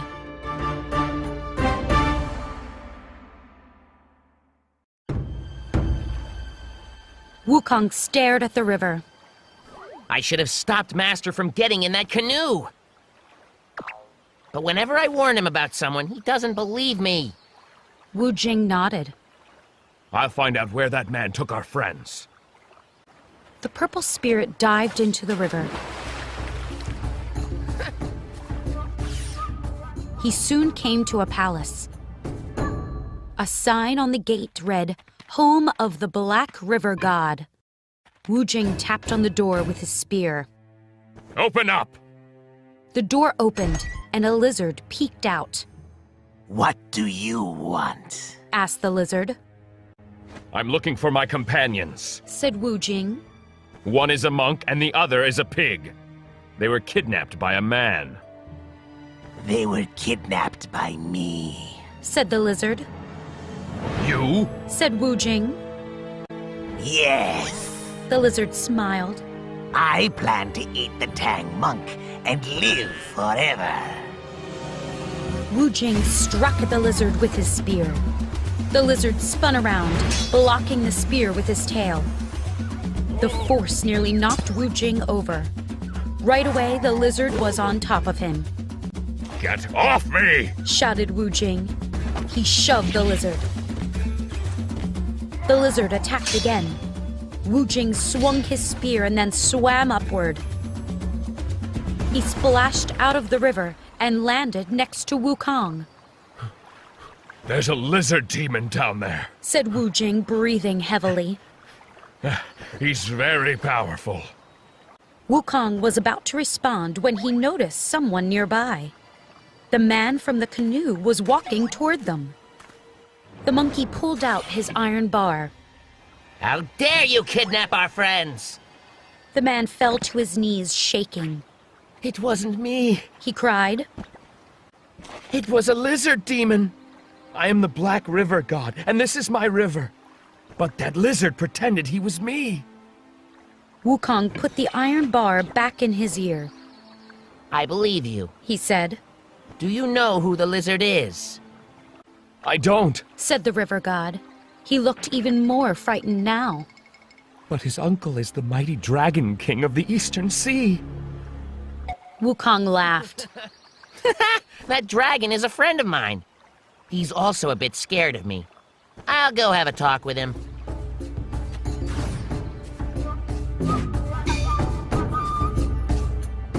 A moment later, the monkey was at the Dragon King's palace. Hello again, Wukong, said the dragon, smiling. What can I do for you? Why did you let your nephew take over the Black River? Demanded the monkey. The dragon's smile faded. What are you talking about? Your nephew, a lizard demon, took over the Black River, said Wukong. And now he's planning to eat the Tang monk. Oh dear, said the dragon. I had no idea. I'll take care of it. Wukong and the dragon flew back to the Black River. The Dragon King shouted, Nephew, come out of that river at once. The lizard leaped from the river. Uncle, he said. It's nice of you to visit. I'm not here to visit, Yelled the dragon. I'm here to take you to the Jade Emperor. You will be punished. The lizard gulped. His head hanging low, he followed his uncle up into the sky. With a splash, the river god appeared from the water. The Tang monk and Bajie were with him. Thank you, Wukong, said the god. You're welcome, said the monkey. but we still need to cross your river. That's easy, said the river god. He held up his hand. Instantly, the river stopped flowing, and the water formed walls. The travelers walked across the muddy riverbed and continued west.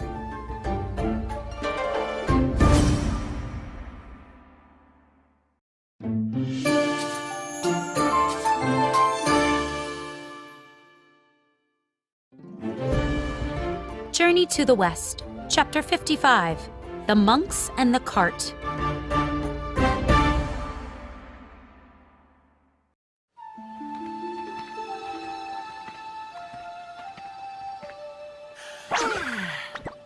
Everybody, wake up! Called Wukong. The travelers had camped for a night in the woods. The Tang monk woke up and stretched. Wu Jing opened his eyes and yawned. Bajie moaned. It's too early. Let me sleep just a few more hours. Bajie, don't be lazy, said the Tang monk. It's time to get up. Please start making breakfast.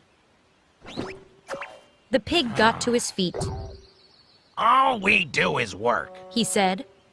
Cook food, carry bags, walk, walk, walk. We're on a noble mission, said Wu Jing. Because of our difficult journey, the Tang Empire will have the true scriptures. You should be happy to do all this work. After a quick breakfast, the group started walking. They went through a valley and over some hills.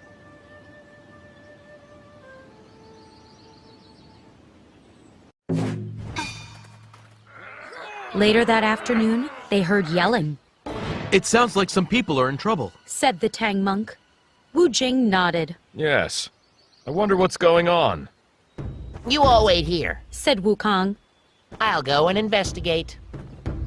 The monkey leaped into the air and looked around. He saw a group of Buddhist monks pushing a cart up a steep hill. The cart was loaded with big stones. The monks looked miserable. Their robes were dirty and ripped. Two Taoist priests stood nearby. They were dressed in fine clothes. Work faster! Yelled one of the priests. The Buddhist looked frightened. They struggled to move the cart faster. Why are those monks pushing that cart? Thought Wukong. And why are they scared of the Taoists? The monkey waited for the Taoists to leave. Then he made himself look like a Buddhist monk. Hello, said Wukong, walking toward the group of monks. Why are you pushing this cart? The monks stopped pushing the cart and turned toward Wukong. They looked surprised. You must be new here, one monk said. You should leave before you're discovered. Why? Asked Wukong. Taoists are in charge here, said another monk. Wukong shrugged. People from different religions can still get along. Not in this kingdom, said the first monk. Buddhists are treated horribly here. The Taoists make us do hard work. Why do the Taoists treat you so badly? Asked Wukong. Years ago, this kingdom had a drought, said the monk. Crops died and people starved. Buddhist monks prayed to Buddha for rain, but no rain came. One day, a powerful Taoist arrived, said the other monk. He's called the Tiger Immortal.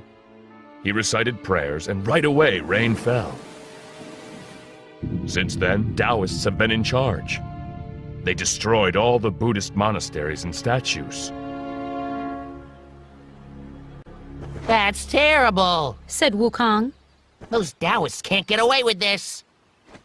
The Taoist won't treat us this way forever. Said a third monk. The spirit of the planet Venus visited us in a dream one night. He said that one day someone would come along to save us. Oh, really? Wukong raised an eyebrow. Who is going to save you? A fierce monkey spirit. Said the monk. His name is Sun Wukong. He is so powerful that heaven's entire army couldn't defeat him. Wukong smiled. I've heard of Sun Wukong, and it's true that he's very powerful. Did Venus tell you what he looks like? Oh, yes. Said the monk. So you'll recognize him if you see him? Asked Wukong, trying not to laugh. Certainly. Said the monk. Why do you ask? Light sparkled around Wukong. A moment later, he was a monkey again. Sun Wukong! Cried the monks. They all fell to their knees and bowed.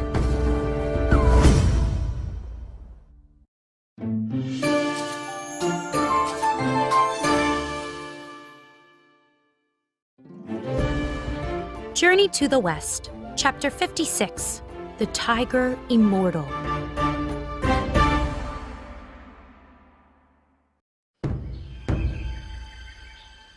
Wukong led the monks to his companions. The monks told the Tang monk everything that they had told Wukong. That's terrible, Said the Tang monk. We must help you. Yes, The monkey agreed. I'll deal with the Tiger Immortal in the morning. The monks knew of an empty building nearby. They led the travelers there, and everyone went to sleep for the night. The next morning, Wukong woke up early. Someone was pounding on the door of the building. A voice boomed. I am the Tiger Immortal. The Tang monk's eyes popped open. He and all the other monks trembled with fear. Wu Jing and Ba Jie drew their weapons. Wukong smiled.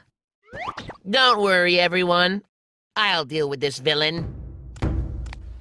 The monkey went outside. Who are you? Demanded the Tiger Immortal. I am Sun Wukong, Said the monkey. and you should be ashamed of yourself. Just because you're a little powerful, you think you can treat the Buddhist monks badly. A little powerful? The Tiger Immortal looked offended. I am very powerful! Wukong laughed. You're not as powerful as I am. Did you know that the Jade Emperor is afraid of me? I once defeated his entire army. The Tiger Immortal puffed out his chest. I can summon rain! He said. I doubt you can do that. Wukong snorted. I can summon rain. It's easy. Well then, let's have a contest. Said the Tiger Immortal. Whoever summons more rain is the winner. If you win, I'll let you and all the monks go free. But if I win, you must stay here and be my slaves. You're a fool, Said Wukong. I accept your challenge. The Tiger Immortal led everyone into town. In the center of town was a Taoist altar. A stone tablet, incense sticks, and papers with magic writing were on the altar. A crowd of people arrived to see what was going on. I will go first, Announced the Tiger Immortal. He walked toward the altar. The Tang monk shook his head. This is terrible. He muttered. Ba Jie glanced at him. Don't worry, Master. Wukong will win this contest. But what if he doesn't win? Asked the monk. We'll all be stuck here, forced to work for the Tiger Immortal. If that happens, we'll never reach the Western Paradise. The true scriptures will never get to the Tang Empire. The monk buried his face in his hands. Ba Jie is right, Master. Said Wu Jing. We have nothing to worry about. Wukong stood by them, smiling. From the altar, the Tiger Immortal called out. I will now pray to heaven for rain. The tiger immortal lit the incense and then sat down. He closed his eyes and began to recite a spell. Next, he lit one of the papers on fire. When that one went out, he lit another paper. Soon all of the papers were gone. The tiger immortal lifted the stone tablet and then slammed it down. Bam! There was a gasp from the crowd. Wukong looked up at the sky, which was becoming dark. Wind blew and dark clouds moved in. Thunder rumbled. The Tang monk trembled. Oh no! It's working! It's going to rain! Wukong chuckled. You all wait here. I'll be right back. The monkey recited a quick spell and then left his body. Up in the sky, he found the old woman of the wind fanning the clouds. The Dragon King of the Eastern Sea was approaching. Wukong called out, Stop what you're doing! Don't make any rain!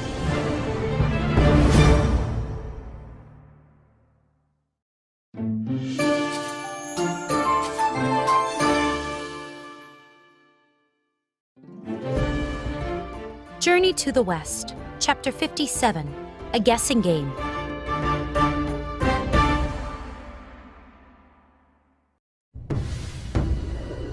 Don't make any rain yet! Wukong repeated. But we must, said the old woman of the wind. Someone on Earth just prayed for it. And the Jade Emperor heard the prayers, added the Dragon King of the Eastern Sea. The person who recited the prayers is bad, said Wukong. He's the Tiger Immortal, and he plans to make the Tang monk a slave. The Dragon King looked concerned. That's terrible. We all want the Tang monk to reach the Western Paradise. But we must obey the Jade Emperor's orders, said the woman. Just wait a moment, said the monkey. I'll go back down to the ground now. When I raise my iron bar, you can make it rain. The woman and the Dragon King agreed to wait a moment. Wukong returned to his body. The sky cleared, and the Tiger Immortal shook with anger. Why didn't my spell work? He cried. Bajie laughed at him. Some rain. You couldn't even summon one drop. I'll try again, said the Tiger Immortal. No, you won't, said Wukong. You had a chance to summon rain, and you obviously can't. Now it's my turn. The monkey raised his iron bar into the air.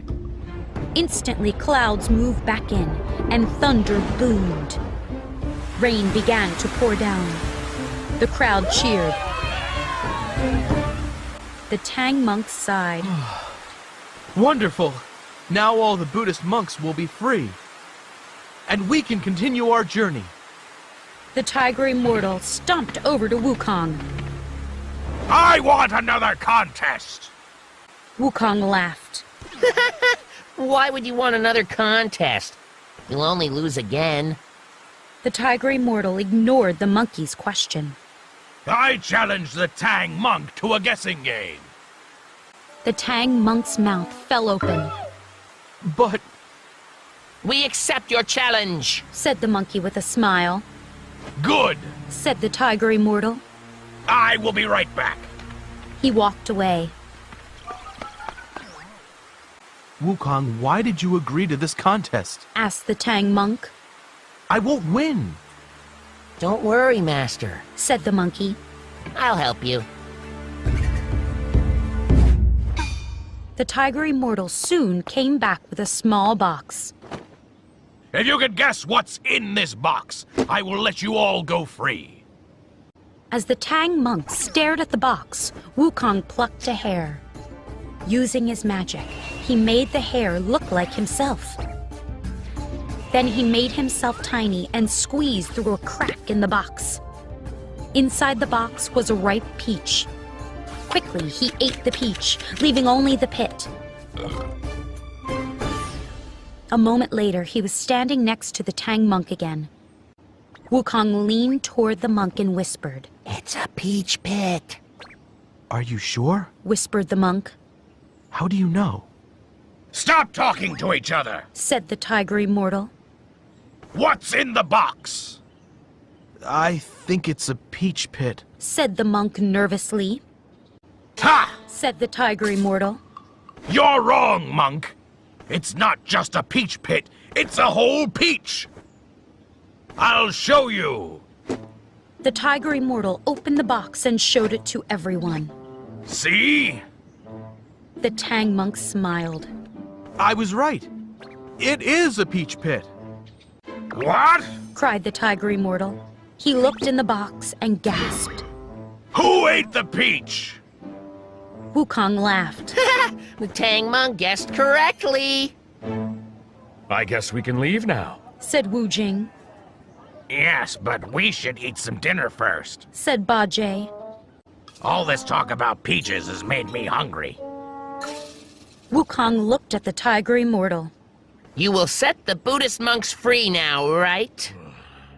The tiger immortal glared at the monkey. I challenge you to another contest.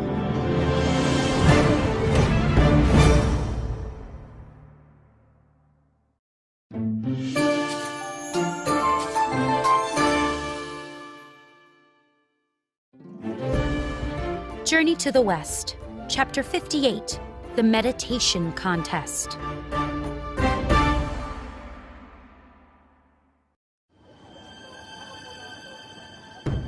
I challenge you to a meditation contest. Said the tiger immortal.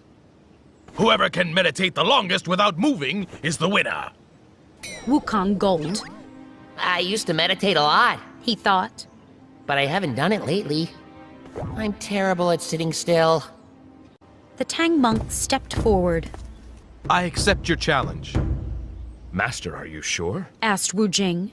The Tang monk nodded. I've spent many years meditating. This contest will be easy for me. The tiger immortal grinned. This won't be an ordinary meditation contest. We will float in the air and meditate. Can you do that? Now the Tang monk looked nervous. But before the monk could answer, Wukong clapped him on the back. Of course the Tang monk can float in the air. The monkey replied. Then he whispered into the monk's ear. Don't worry, Master. You just meditate. I'll handle everything else.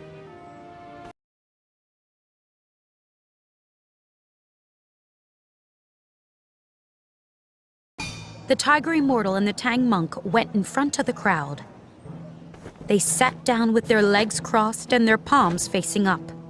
They closed their eyes and started meditating. After a moment, the tiger immortal slowly floated up into the air. Uh-oh. Said Ba Jie. Master can't do that. He'll lose the contest. Don't worry. Said Wukong. He just needs some help from me. The monkey recited a spell and then blew toward the Tang monk. The monk lifted off the ground. His eyes remained closed. Soon he was floating next to the tiger immortal. I think Master will win this contest. Said Wu Jing. I'm pretty good at meditating, too. Said Ba Jie. I could have competed in this contest. Wukong smirked. It would take a lot of magic to lift you, Ba Jie. The pig snorted. Master's face is twitching. Said Wu Jing suddenly. Uh-oh. Said Ba Jie. I wonder what's wrong. Maybe he has a headache. Said Wu Jing. This isn't good. If the monk moves at all, he will lose the contest. Wukong looked up at the Tang monk. I think he has an itch. Said the monkey. Wait here. Wukong became invisible and flew up to the monk. A flea was crawling on the monk's head. Thought Wukong. Why would a flea be on the Tang monk? He has no hair. The monkey bit his lip. The tiger immortal must have used magic to put this flea here. That rotten cheater. Wukong brushed the flea away and scratched the Tang monk's head. The monk's face stopped twitching. Now I'll teach the Tiger Immortal a lesson, thought Wukong. The monkey plucked one of his hairs and turned it into a centipede. He dropped the centipede onto the Tiger Immortal's head. The Tiger Immortal's ear twitched as the centipede crawled over it. Then the centipede crawled along his mouth. The Tiger Immortal's lip curled slightly. His nose wrinkled. Next, the centipede crawled on the Tiger Immortal's nose. The Tiger Immortal sniffed. And then... Ouch! cried the Tiger Immortal. Something bit me! He lost his concentration and fell, hitting the ground with a puff of smoke. When the smoke cleared, a dead tiger lay on the ground. The crowd gasped. Wukong and the Tang monk came back down. The crowd was silent. Taoists and Buddhists all stared at one another. The monkey cleared his throat. The Tiger Immortal was just an evil tiger spirit. Now that he's gone, I want you Taoists to treat the Buddhists kindly. Everybody should live together peacefully.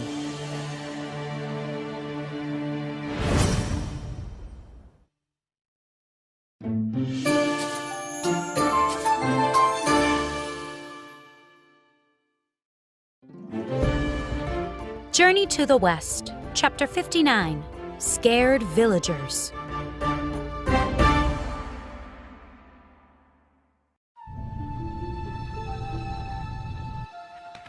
Can we please stop to rest? Moaned Bajie one day. The group had spent the morning walking down a long mountain trail. My knees feel weak, cried the pig. We'll rest in a little while, Bajie, said the Tang monk. As they walked, the travelers started to hear the sound of rushing water. It grew louder and louder. We're approaching a river, said Wu Jing. The trail went around a hill. A moment later, the travelers saw the river. How will we cross this river? Said the Tang monk. It's so wide I can't see the other side. Wukong leaped into the air and looked around. There's a small village nearby, he said. Maybe someone there has a boat. The group walked to the village. The street was deserted. A few villagers peeked out of windows and from behind doors.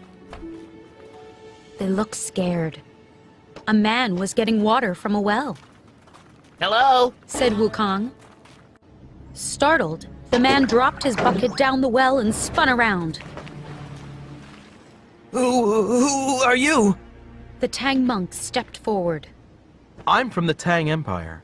We're traveling to the Western Paradise to get scriptures from Buddha.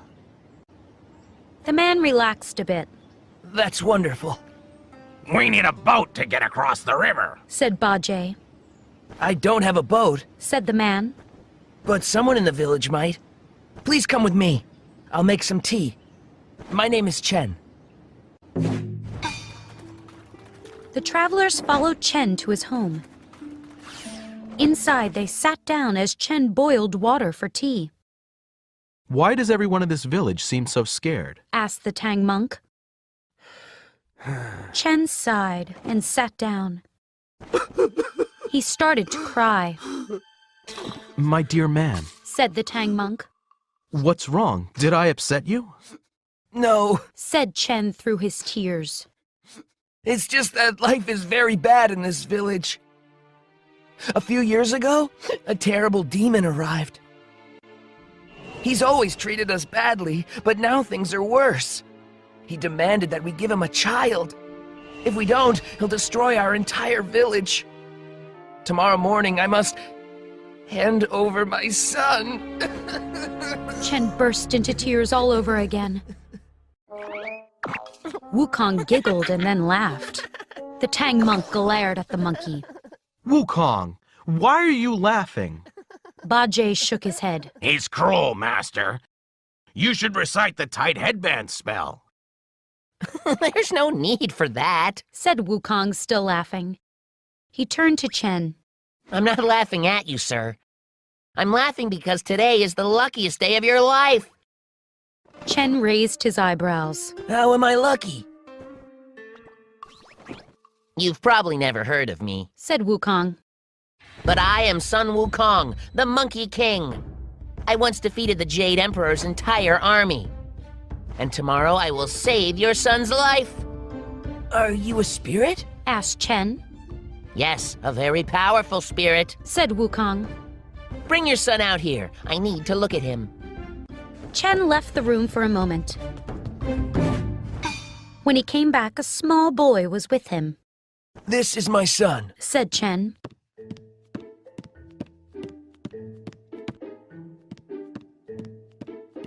Wukong walked around the boy, examining him closely. Finally, the monkey folded his arms and said, I have a plan. The next morning, the boy climbed onto a small platform. Several villagers carried the platform to the edge of the river. They placed the platform on the ground and then backed away. For a moment, everything was quiet. The boy sat alone on the platform. Suddenly, a dark cloud approached. A fierce-looking demon emerged from the cloud. It had sharp teeth. The boy smiled at the demon. Hello.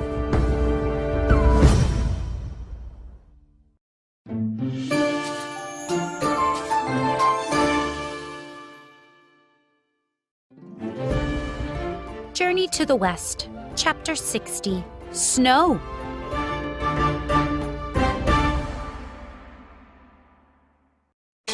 The demon eyed the smiling boy suspiciously. Aren't you scared of me? Asked the demon. No, said the boy. Should I be? Well, yes, said the demon. I plan to eat you. Doesn't that sound terrible? The boy shrugged. Not really. The demon hesitated for a moment and then moved closer. Suddenly, the boy changed into Wukong. The monkey pulled out his iron bar and swung. The demon jumped back, and Wukong missed. Who are you? Demanded the demon.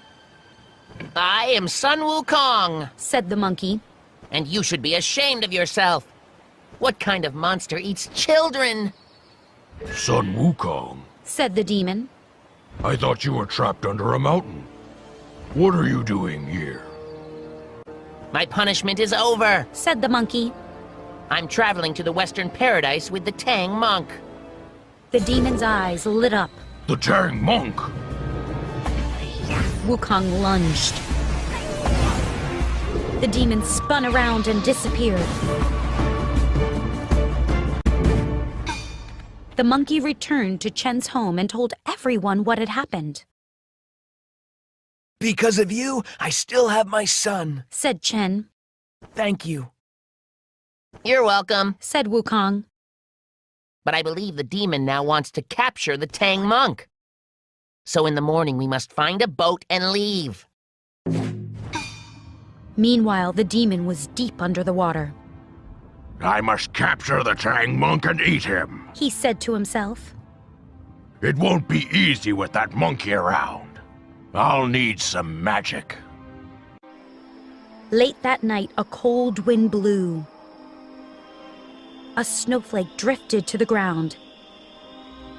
Then another one fell, and another. Bajie couldn't sleep. It's freezing in here, he said to himself. He looked at Wukong and Wu Jing. Both of them were sleeping soundly. Those two look very comfortable, said the pig. Their blankets must be warmer than mine. In the morning, Wukong woke up shivering. That was a terrible night's sleep, he said to himself. I was so cold. He looked down at his body. No wonder I was cold. What happened to my blanket? Wu Jing woke up. Why is it so cold in here? Where did my blanket go? They looked at Bajie. The pig was tucked cozily under 3 blankets. Even his head was covered. Wukong gave him a kick. Wake up, thief! Bajie rolled over, giggling under the blankets. Wu Jing frowned. You stole our... Wukong scratched his head. Why is it so cold anyway? It's spring. He looked out the window and gasped. It snowed last night. They woke the Tang monk and Chen, and everyone went outside. A thick blanket of snow covered the entire village. It would be dangerous to cross the river in this weather, said Chen. You should stay here until the snow melts. A villager ran over. The river is frozen solid, he said. That's wonderful news. The Tang monk smiled. Maybe we can walk across it. The travelers thanked Chen and said goodbye. Soon they were standing at the edge of the frozen river. I wonder if it's safe to walk on, said Wu Jing. I'll test it with my rake, said Bajie.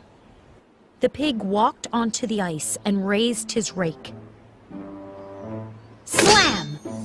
He brought the rake down hard, but the ice didn't crack. It's solid, he said. The traveler stepped onto the ice and started walking. After a few hours, the riverbank was no longer in sight. Suddenly, there was a rumbling sound, and the ice shook. What caused that? Asked the monk. I don't know, said Wukong. But we should be... Crack! Underneath them, the ice split wide open.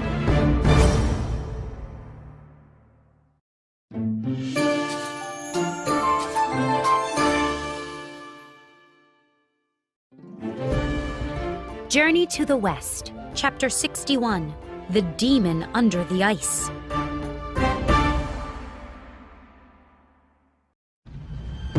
Wukong leaped into the air. His 3 companions and the horse fell into the water with a splash. Bajie climbed back out, coughing.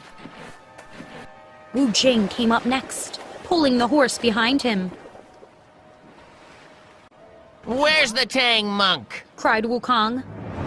Below the ice, the Tang monk struggled as the demon carried him deep underwater. The demon laughed. You all fell for my trick. I froze the river and waited for you to cross it. Once you were above me, I cracked the ice open. As soon as your friends leave, I will eat you and live forever. They arrived at a palace. A sign over the door read, Residence of the River Turtle. The demon went inside and locked the monk in a stone box. Up on the ice, Wukong paced back and forth. The ice didn't crack by accident, said the monkey. I'm sure it was the demon. The demon probably caused this strange cold weather, too. He made a fist. I can't believe we fell for his trick. We must save the Tang monk. Wukong stopped pacing and looked at his companions. My powers aren't very strong underwater. You two must go down there and get the demon to come back up. I'll surprise him. Wu Jing and Bajie nodded and dived into the river. They soon spotted a palace. Wu Jing read the sign over the door. Residence of the River Turtle. I wonder if the demon is in here. Bajie knocked on the door. Open up! He shouted. The door opened and the demon stepped out. He was holding a large hammer. What do you want? He asked. Did you kidnap our master? Asked Wu Jing. Yes. Said the demon. And I plan to eat him. Now go away. The demon tried to close the door, but Wu Jing stopped the door with his spear. The demon moved toward him. Bajie's rake came crashing down. Clang! The demon blocked the rake with his hammer. Fish and other creatures fled as the three spirits fought. After a few minutes, Bajie pretended to be scared. He swam upward, and Wu Jing soon followed. Cowards! Called the demon, swimming after them toward the surface. The demon jumped out of the water and onto the ice.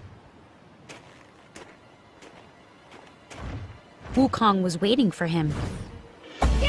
The monkey swung his iron bar. The demon ducked. Crack! The bar hit the ice. The demon swung his hammer. Bam! More cracks formed in the ice.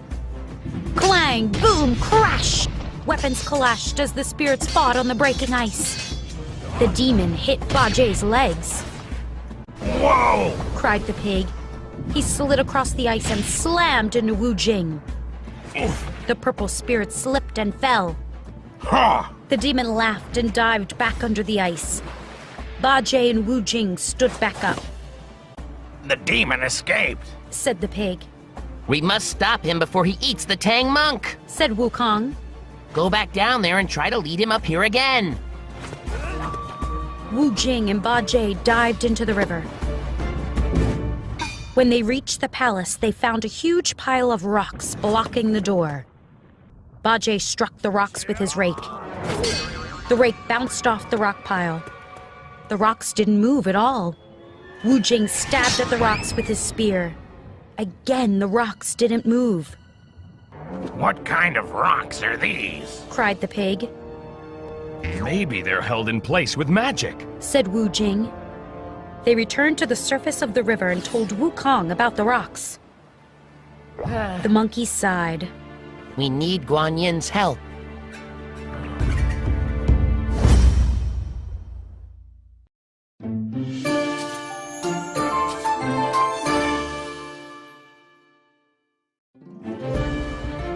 Journey to the West, Chapter 62, The Goldfish in the Basket.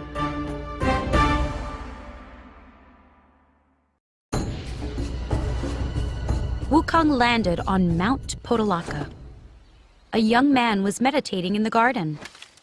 Where's Guan Yin? Asked the monkey. She's making a basket, said the man. He glanced up at the monkey. It's good to see you again, Wukong. Wukong was puzzled. How do you know my name? Don't you recognize me? Said the man. Wukong stared for a moment and then gasped. You're Red Boy! You look like a kind spirit now. Yes, said Red Boy. I'm not an evil demon anymore. And I have you to thank for that. You brought Guan Yin to me. She has taught me all about Buddhism, and now I'm very happy. You're welcome, said Wukong. You and I have a lot in common. We were both evil, causing all sorts of problems. Now we're both Buddhists. Guan Yin came over holding a basket. Hello, Wukong, said the Bodhisattva. I knew you would come here today. I've been working on this basket all morning. A look of confusion spread across the monkey's face. That's a nice basket, Bodhisattva. But what is it for? This basket has magical powers, said Guan Yin. I will catch the demon with it. Let's go.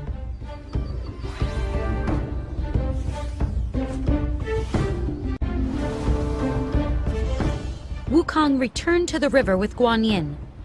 The Bodhisattva used a rope to lower the basket into the river.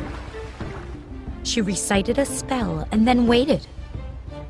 After a moment, she pulled the basket out of the water. Wukong looked in the basket. A small goldfish was flopping around in it. The monkey laughed. I guess you need to try again, Bodhisattva. That's not the demon. This is my goldfish, said Guan Yin. It usually lives in my lotus pond. The pond is near my garden, where I teach my students. After years of listening to my lessons, the fish became a spirit. It escaped to Earth a few days ago. I had been wondering where it was. A few days ago? Repeated Wukong. That means it's been on Earth for a few years. Correct, said Guan Yin. The Tang monk is safe now. You may go free him and continue your journey to the Western Paradise. Guan Yin flew off, and Wukong swam down to the palace. Now that the goldfish was gone, so was its magic. The monkey smashed the rocks with his iron bar and went inside. Master, I'm here! He cried. He got the monk out of the box and carried him out of the river. By now, all the villagers had heard that Wukong had saved Chen's son. When the travelers returned, the villagers cheered.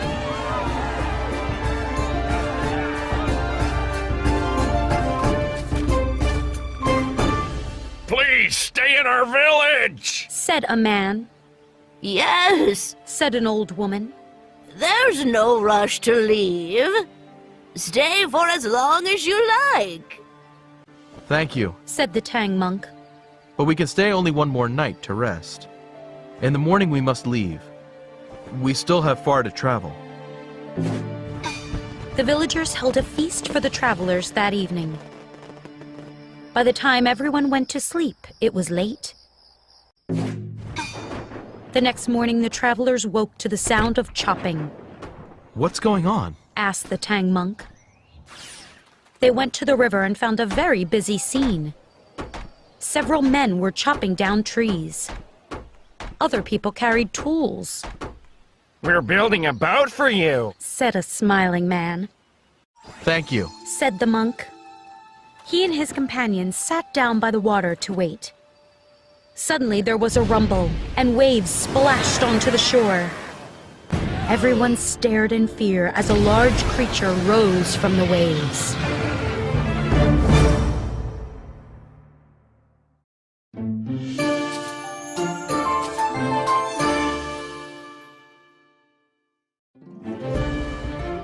Journey to the West, Chapter 63, A Question for Buddha.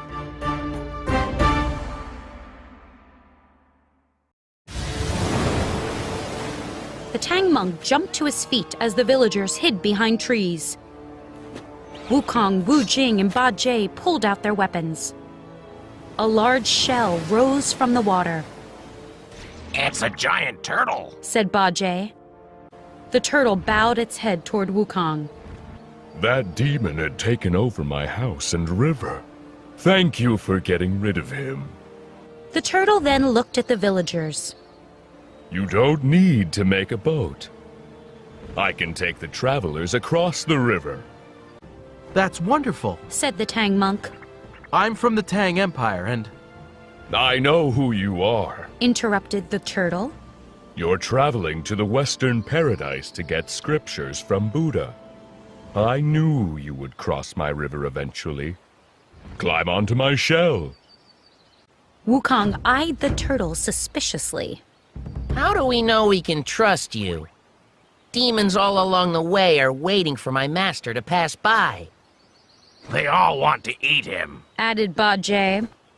I promise I won't hurt the Tang monk, said the turtle. I want to help him reach the Western Paradise. After a little more hesitation, the travelers stepped onto the turtle's shell. The turtle began to paddle. The villagers came out from behind the trees and waved. Goodbye, called a woman. Please visit us on your way home, shouted someone else. We will, I promise, called the monk. Soon the turtle was far from shore. Ba Jie fell asleep. The turtle glanced back at the Tang monk. Excuse me, but can you do me a favor? Of course, said the monk. What do you need me to do?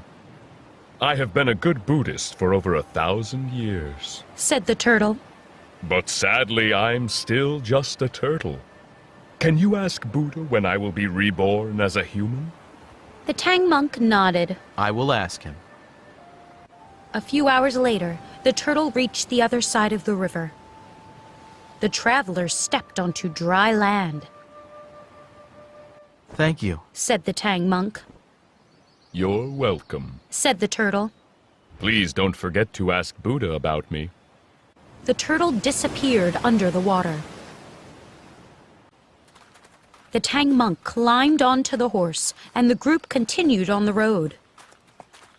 As usual, Ba-Jay soon started complaining. I'm tired of walking already. I wish we could ride that turtle the whole way to the west. Stop complaining, said Wukong. Be happy that the road is flat here. They walked for another couple of hours. The road started to go up a mountain, getting steeper and steeper. The pig moaned. Oh, the road isn't flat anymore. A cold wind whipped past them. Wu Jing shivered. Look, said the Tang monk, pointing. Higher up the mountain was a large monastery. maybe we can rest there. Wukong looked at the monastery. A dark mist hung over it. The monkey shook his head. That's a bad place. We're not going there, It looks fine to me, said the monk. I can see things that humans can't see, said Wukong. and I see a dark mist hanging over that monastery. A demon could be in there. There was a sudden growling sound. Wukong looked around to see what had caused it. Ba-Jay patted his stomach. Sorry, I'm a bit hungry. We're all tired and hungry, said the Tang monk. We should just go to that monastery. No, said Wukong sharply. Stay here. I will find food for us. He looked at the monk and warned him again. Do not go to that monastery.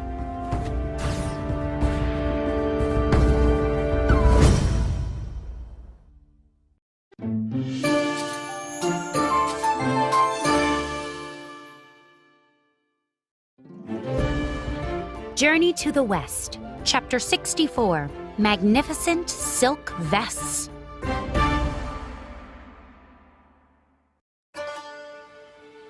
I hope that monkey finds a lot of food, said Ba-Jay.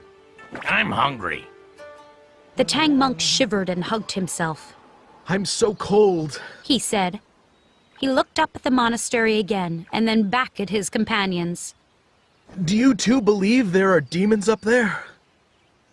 Wu Jing stroked his chin. I'm not sure. Wukong believed it, though.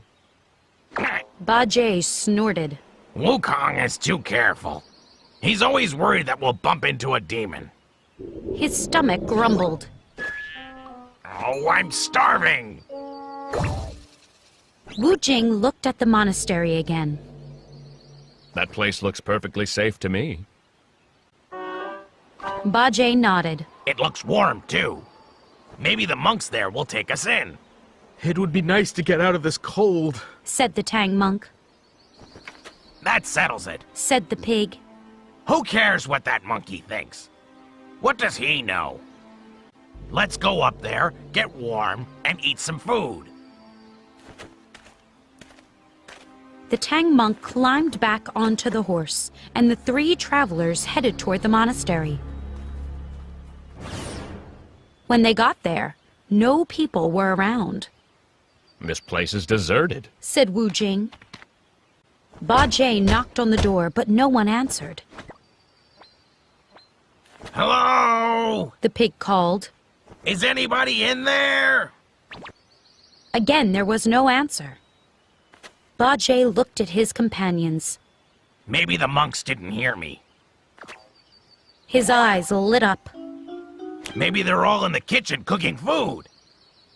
With noodles boiling and vegetables sizzling, a kitchen can be quite noisy. The pig's stomach growled again. I'll go in and find out. He opened the door and stepped inside. The monastery was dark and silent. I don't hear anyone cooking. Ba-Jay said to himself. Maybe there isn't anyone here. He walked down a long hallway past several dark rooms. Hello? He called again. Then he saw a room that was lit up. He went inside. Bright sunlight was streaming through a window and onto a table. On the table were 3 silk vests, Those vests look magnificent. said the pig. He shivered. They also look warm. He looked around. Then he grabbed the vests and hurried back outside. Nobody's in there, He said to the monk and Wu Jing. but I found these vests. Great! Wu Jing grabbed a vest. I'm freezing. Ba Jie handed a vest to the Tang monk. Here you go, master. The monk frowned. I won't wear that.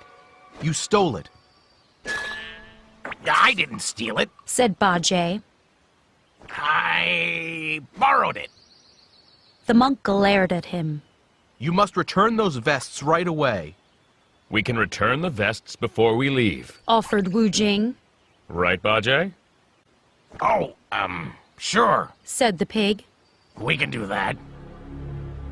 You two are terrible. Said the Tang monk. We'll never get the true scriptures from Buddha if you steal. Ba Jie shrugged. Master, you don't have to wear your vest. But I'm cold. He put his arm through the armhole. Wu Jing did the same. Ba Jie put his other arm through. Wu Jing began buttoning his vest. Suddenly, they both cried out. It's tight! Cried Ba Jie. I can't breathe! Cried Wu Jing. They both fell to the ground, trying desperately to take the vests off. This vest won't come off! Cried the pig. Who stole my vests? A voice shouted. A demon with one big horn rushed over. He looked at Ba Jie and Wu Jing and then turned to the Tang monk. Who are you? Demanded the demon. I'm from the Tang Empire. Said the monk, shaking with fear. I'm traveling to the west for... The demon clasped his hands together. You're the Tang monk!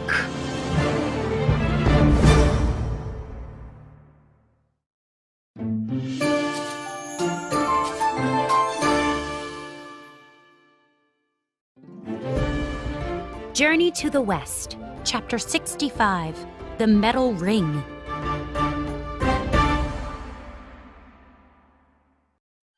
The demon tied up the Tang monk in a dark room.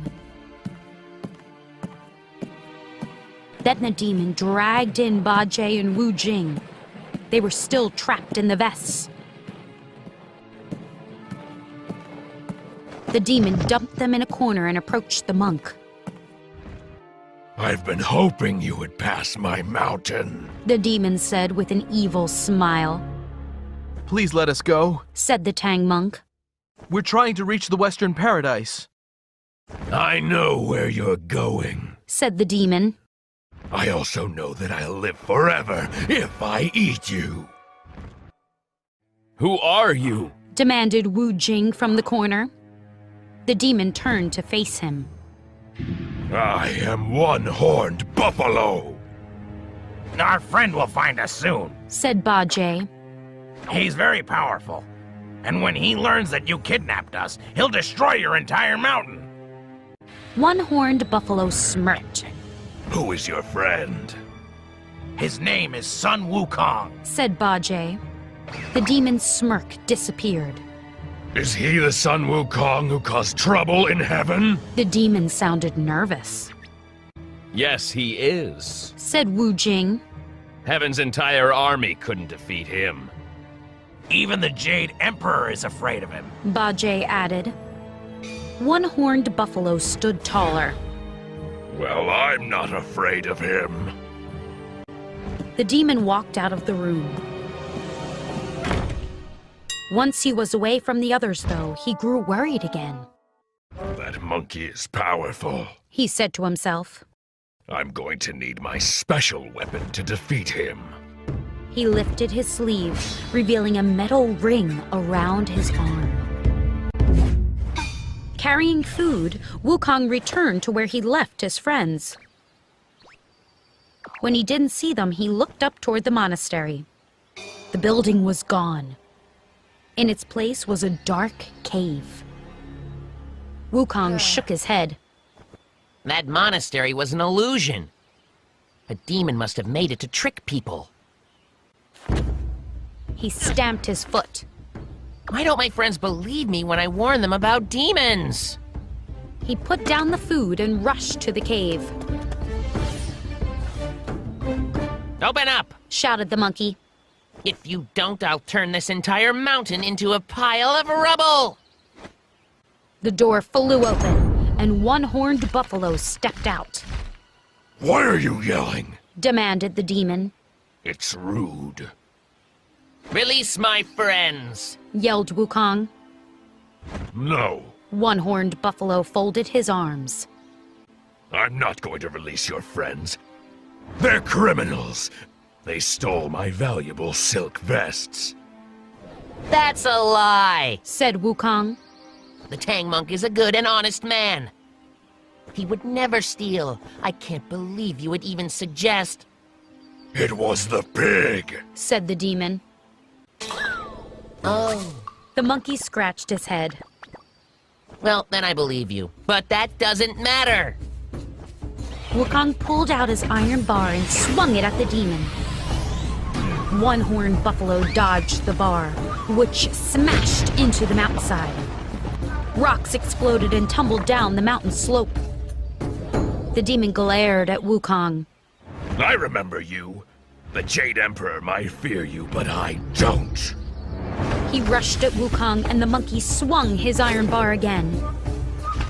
The demon blocked it with his arm. Bam! Ow! Cried one horned buffalo, rubbing his arm.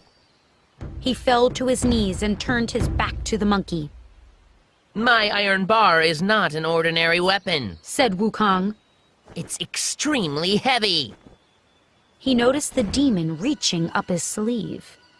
What are you doing? One horned buffalo spun around, holding up the metal ring. Instantly, Wukong felt himself being pulled toward the ring. Using all of his strength, the monkey leaped into the air. But the bar was ripped from his hands. It flew into the metal ring and vanished.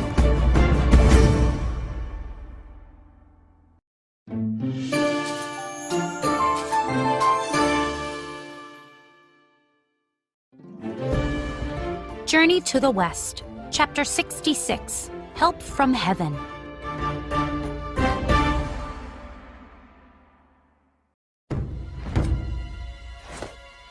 One horned buffalo went back into his cave and slammed the door shut. He stole my iron bar! Cried Wukong. What am I going to do? He thought for a moment. That demon said he remembered me. He also mentioned the Jade Emperor. Maybe that demon escaped from heaven. The monkey shot into the sky and soon arrived at the southern gate of heaven. He told the guard everything that had happened. The guard sent a messenger to see if any spirits were missing from heaven. The messenger returned quickly with a warrior. The warrior held a large sword. The Emperor sent me, Said the warrior. Nobody is missing from heaven, but I will arrest one horned buffalo for you.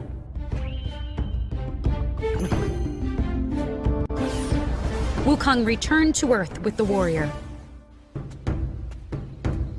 The warrior banged on the cave door. Open up, one horned buffalo! The demon came outside and eyed the warrior. What do you want? The warrior puffed out his chest. I'm here to arrest you. One horned buffalo snorted. Go away. How dare you tell me to go away? Said the warrior. The Jade Emperor sent me. He pointed his sword at the demon. If you don't come with me, I'll have to. One-horned buffalo held up the metal ring, and whoosh! The warrior's sword flew into it. The warrior's face fell as he looked at his empty hand. The demon laughed and went back into his cave. That metal ring is powerful, Said the warrior to Wukong. We need more help. They returned to heaven and bowed before the Jade Emperor. I'm sorry, Your Majesty, Said the warrior. but the demons stole my sword. I need more help. The Jade Emperor turned to his general.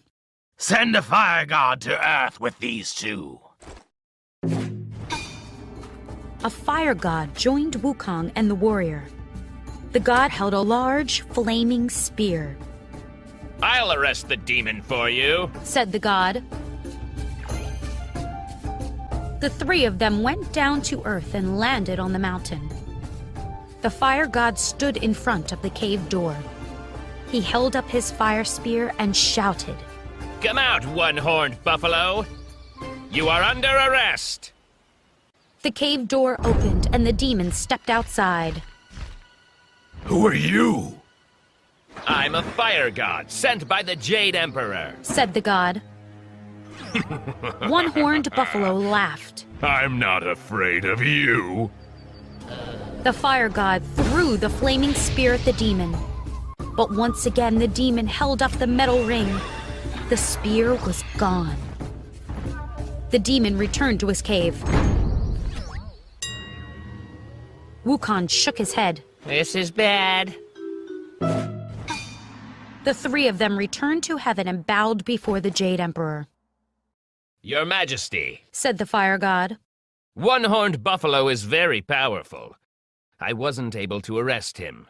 We need more help. The Jade Emperor sighed and turned to his general. Send a thunder god with them this time.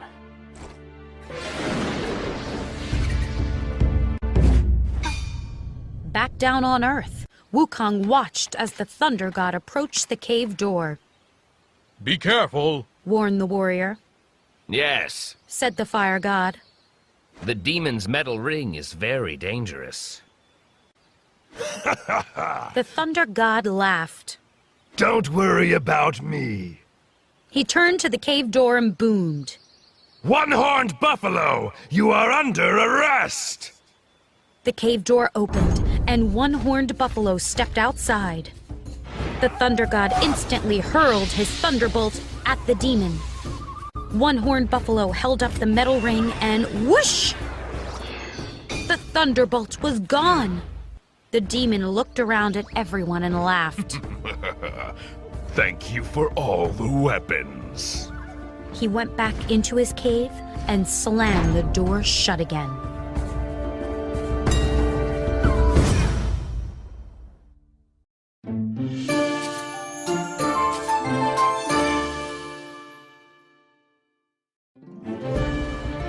Journey to the West, Chapter 67, The Master Thief.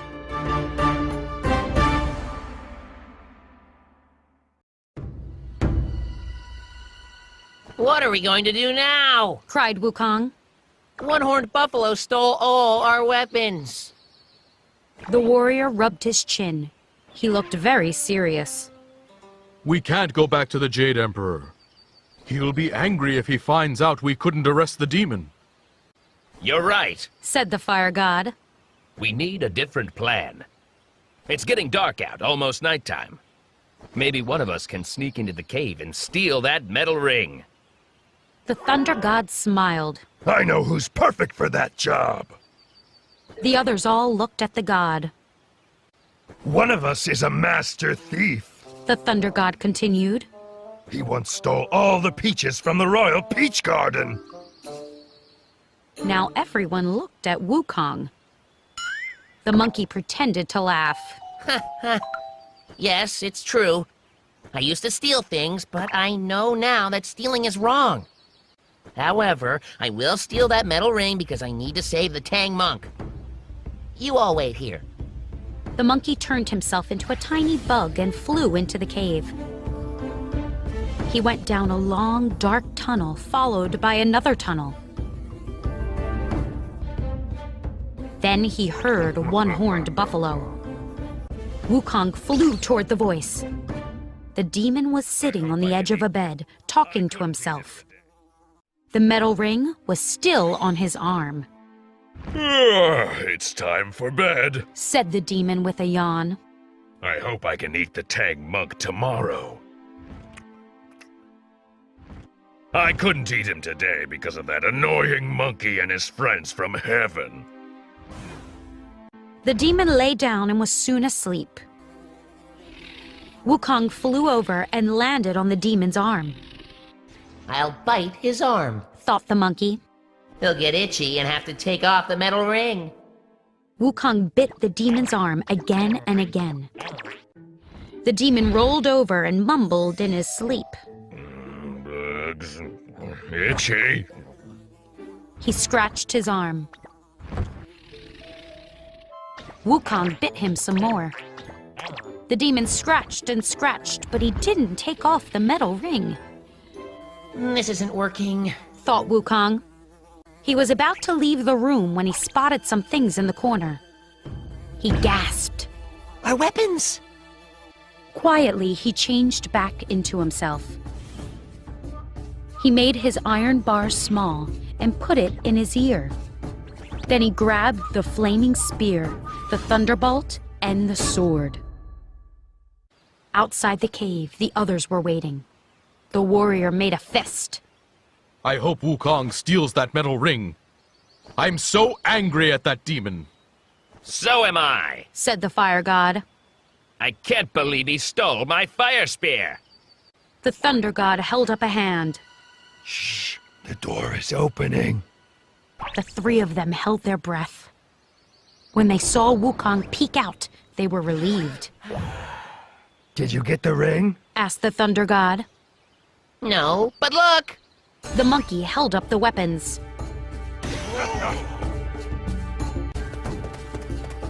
Well done, Wukong, said the fire god. The thunder god clapped the monkey on the back. Thank you, Wukong. The warrior held up his sword. We're all armed. We can easily defeat the demon now. You're right, said Wukong. He looked around. Is everyone ready? Yes, said the warrior. Yes, said the fire god. Yes, said the thunder god. The monkey banged on the cave door. Wake up, one-horned buffalo! Get out here right now or we'll destroy your entire mountain! The demon stepped outside, yawning. Then he saw the weapons. How dare you steal from me? He held up the metal ring. Before anyone could react, the weapons were sucked into it once again.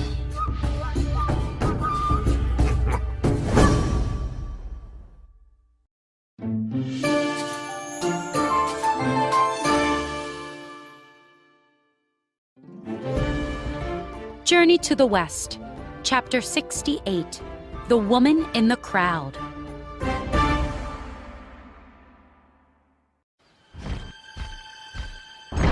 Wukong stared at the cave door, shocked. I don't believe it! One-horned buffalo stole our weapons again! what will we do now? Asked the fire god. This demon's powers are stronger than any I've seen before, said Wukong. I know one person who can definitely defeat him. Buddha. I'll be back soon. The monkey leaped onto a cloud and soared toward the west. He arrived at the Thunderclap Monastery. A guard at the gate stopped him. I need to ask Buddha for help, Wukong told the guard. It's about the Tang monk's journey. The guard waved the monkey through. Wukong entered the monastery and bowed before Buddha. Greetings, Buddha, said the monkey. I need... Buddha held up a hand. I know why you're here, Wukong. I also know who the demon is. You must go to Lauza for help. Oh, okay. said the monkey, a bit surprised. Thank you. Wukong flew toward heaven, Lousa doesn't like me much. thought the monkey. He won't be happy to see me.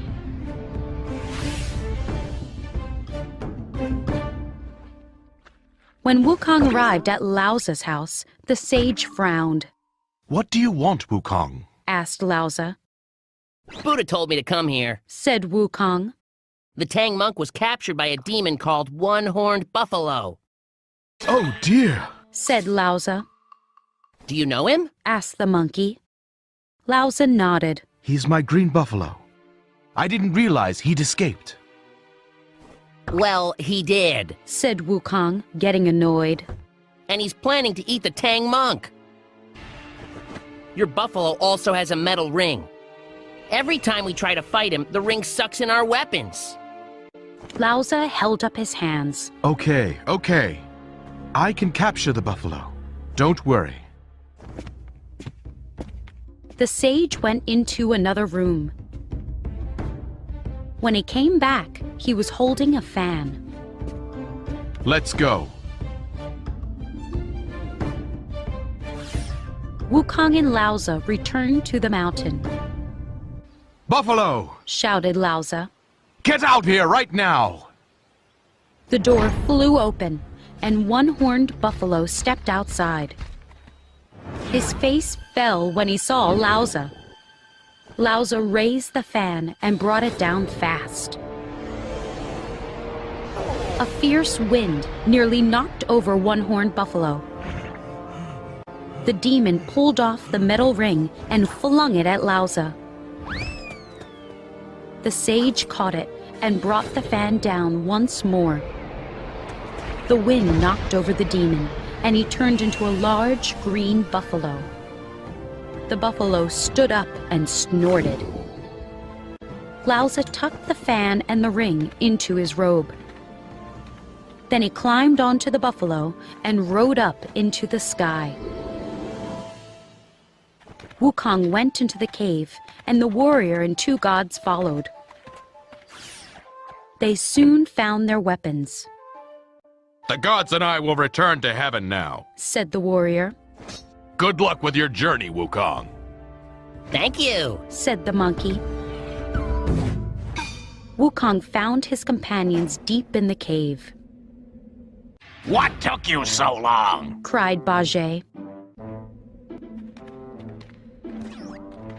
I was busy fighting a demon. Said Wukong, untying the Tang monk. Thank you, Wukong. Said the monk. You're welcome. Said the monkey. But next time I tell you to stay away from a place, please listen.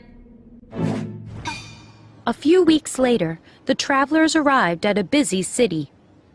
The streets were filled with people selling vegetables, spices, and other goods. An old woman was stirring a large pot of soup. Other food sizzled over fires. Bajie breathed deep. Ah, that smells wonderful! Suddenly, a young woman rushed out of the crowd. The Tang monk! She cried. She threw her arms around the monk. A fierce wind swirled, and a second later, they were both gone.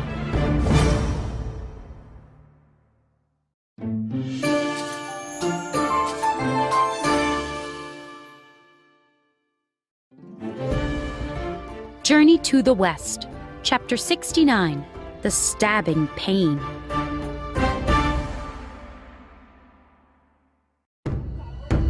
That woman was a demon! Cried Wukong. And she kidnapped the Tang monk! He leaped into the air, and Bajie and Wu Jing followed. In the distance, the monkeys saw a dark cloud speeding toward a mountain. That must be her! Said Wukong. Quickly! Said Wu Jing. We must catch her!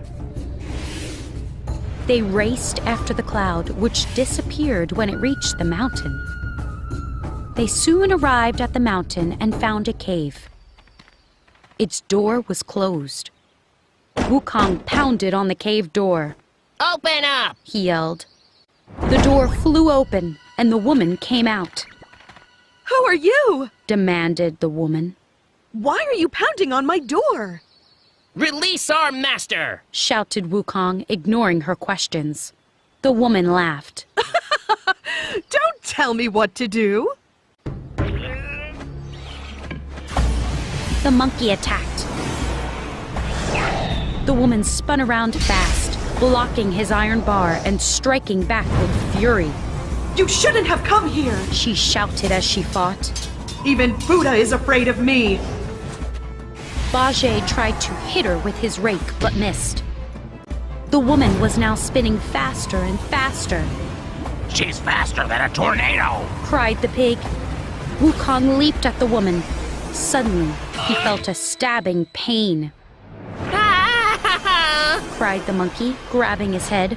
It hurts! It hurts! He ran down the mountain. Bajie and Wu Jing stared after Wukong in shock. The woman went back into her cave. What happened to Wukong? Asked the pig.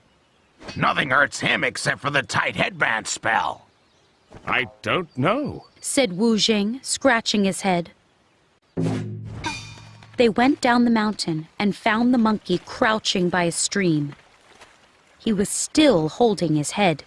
Are you all right? Asked Wu Jing. That woman stabbed me in the head! Moaned Wukong. The pain is horrible! Bajie snorted.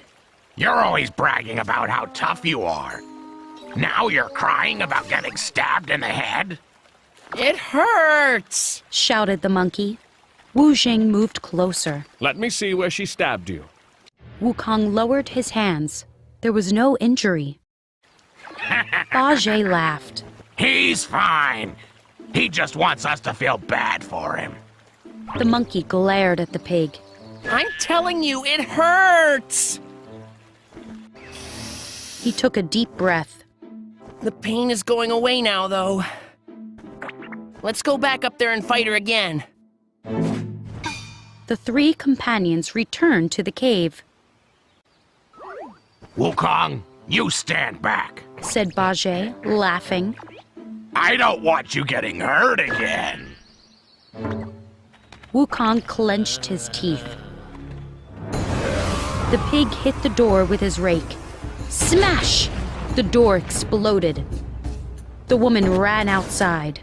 You smashed my door! She shouted. Release our master! Shouted the pig.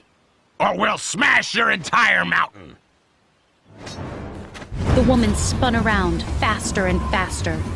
Bajie and Wu Jing tried to strike her with their weapons, but the woman was too fast. Wukong raised his iron bar, waiting for a good moment to strike. Suddenly, Bajie cried out. He covered his nose and ran back down the mountain. The woman spun toward Wukong and Wu Jing. They turned and ran back down the mountain. Bajie was huddled on the ground, tears streaming from his eyes. It hurts so badly! Wukong laughed. Don't laugh at me! Cried Bajie. She stabbed my nose! You deserved it, said the monkey. You didn't believe me when I got hurt. Stop arguing, said Wu Jing. We still have to save the Tang monk. You're right, said Wukong. Let's go back up there. A voice called out. Wait! It was Guan Yin. The Bodhisattva was walking toward the group. Beware of that scorpion spirit!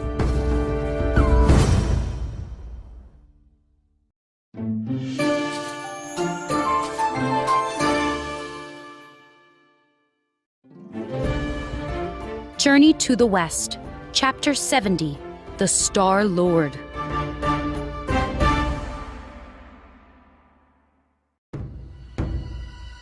You cannot go back to that cave, said Guan Yin.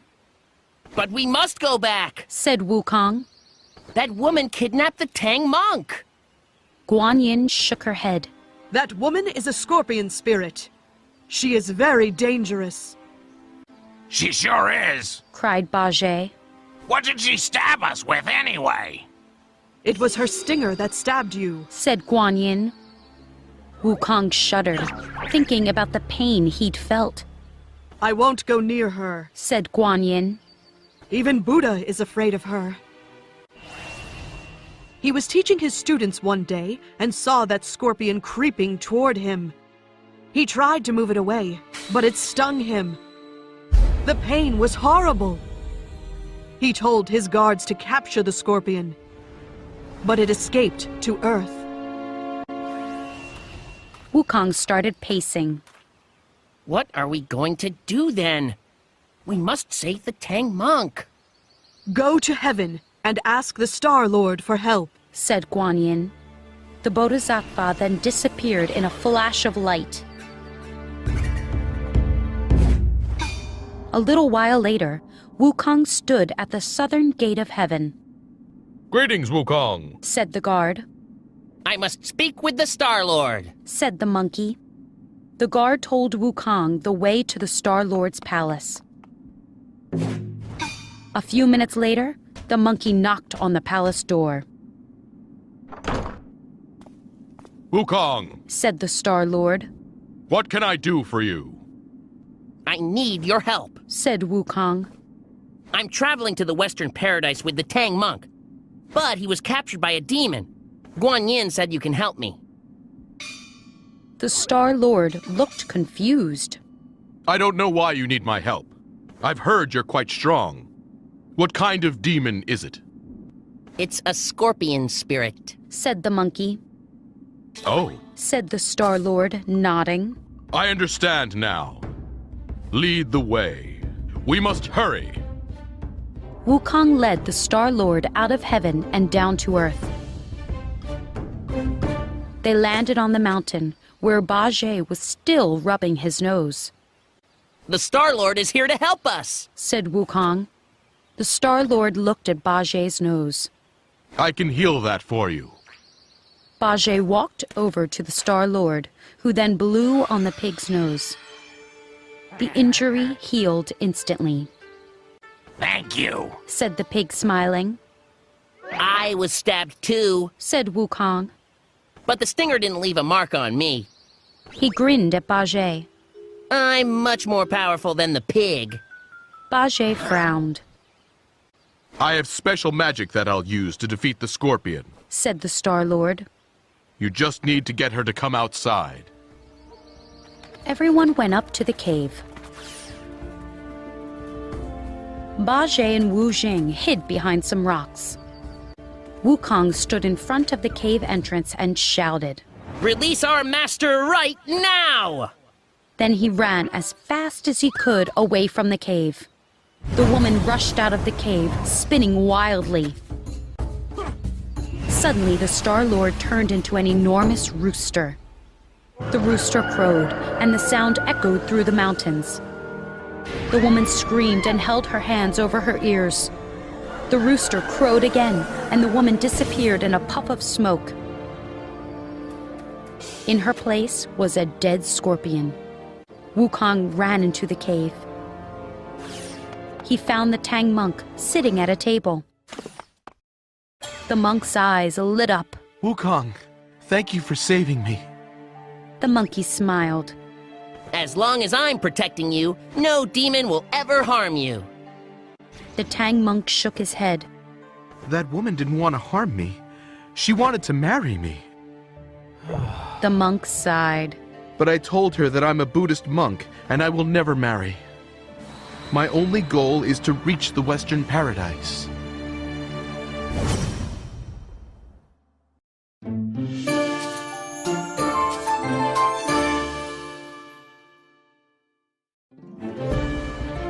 Journey to the West, Chapter 71, Money.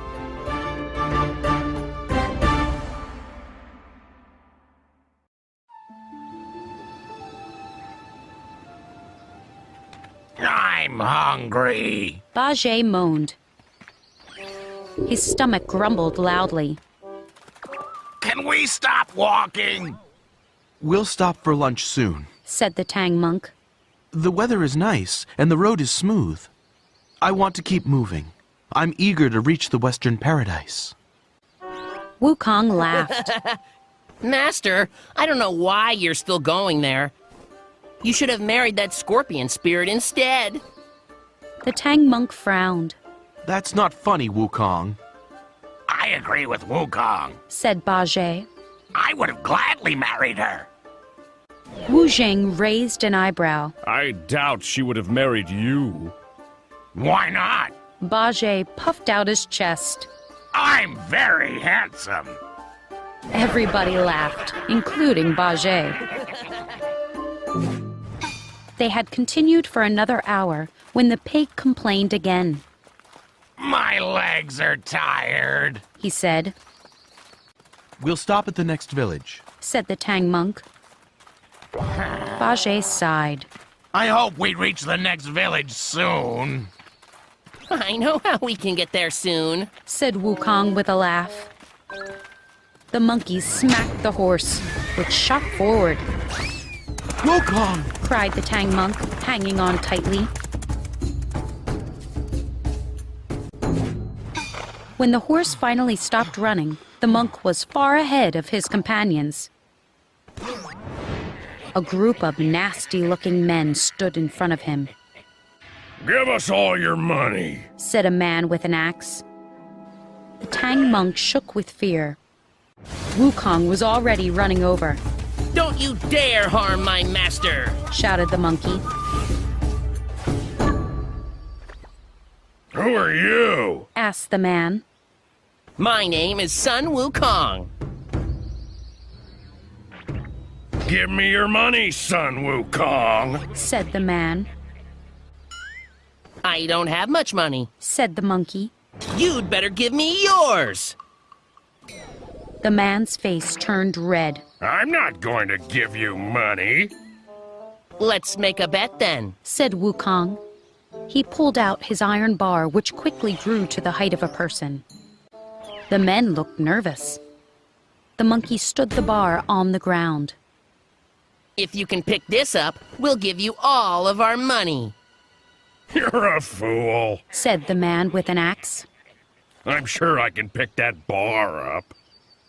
Go ahead and try. Said Wukong. The man put down the axe. He grasped the bar with his hands and tried to lift it. It's heavier than it looks. Said the man.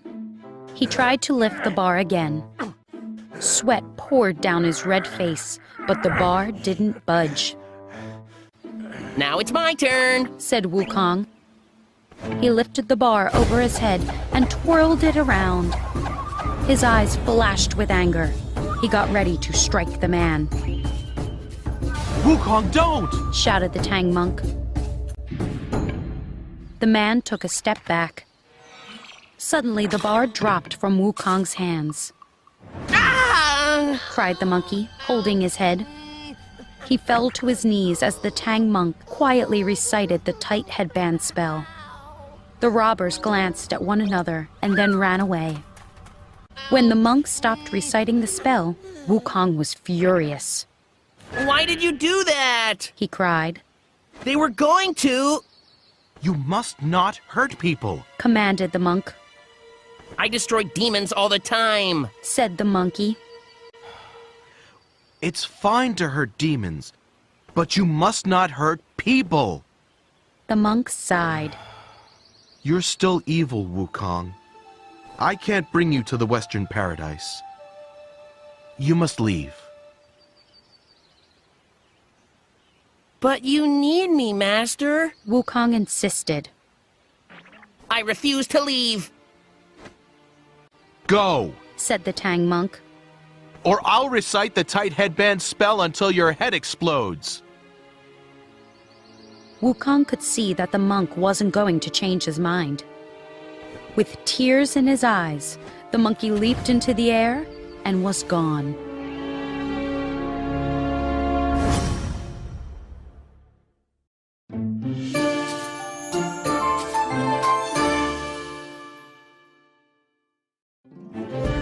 Journey to the West, Chapter 72, A Surprise at the Fruit and Flower Mountain.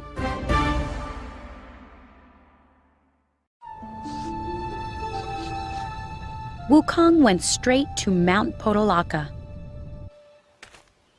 The Bodhisattva Guanyin was in her garden. Hello, Wukong. How is the journey going? Wukong threw up his hands. The Tang monk is crazy. Why? Asked the Bodhisattva. He told me to leave, said the monkey. He was mad because I was going to hurt some robbers. Guanyin frowned. It's wrong to hurt people, Wukong. You know that.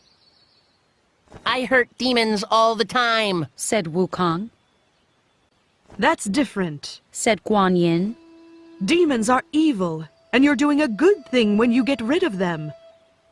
But you must not hurt people. The monkey sat down and put his head in his hands. Oh, Bodhisattva, you're right. He started to cry. This is terrible. Now I'll never reach the Western Paradise with the Tang monk. I wanted to earn forgiveness. Don't cry, Wukong, said Guanyin. You will still help the Tang monk reach the Western Paradise. He will need your help soon. In the meantime, you may stay here with me.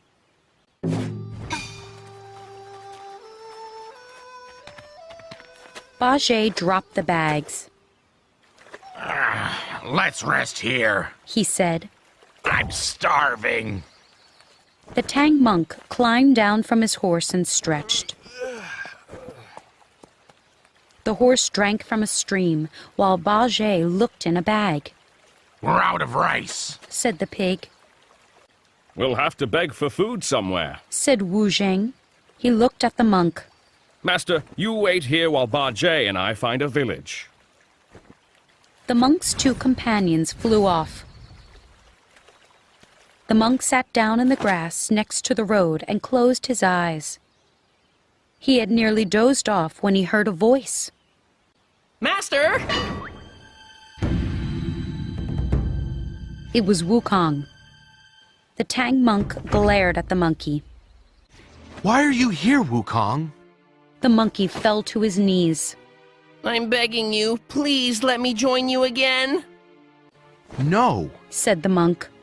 You're evil, Wukong. You can't go to the Western Paradise with me. Now leave before I recite the tight headband spell. The monkey was furious. He pulled out his iron bar, which quickly grew. Before the monk could recite the spell, Wukong struck. Whap! He knocked out the monk. Quickly, the monkey grabbed the bags and then vanished. Wu Jing and Bajie soon returned.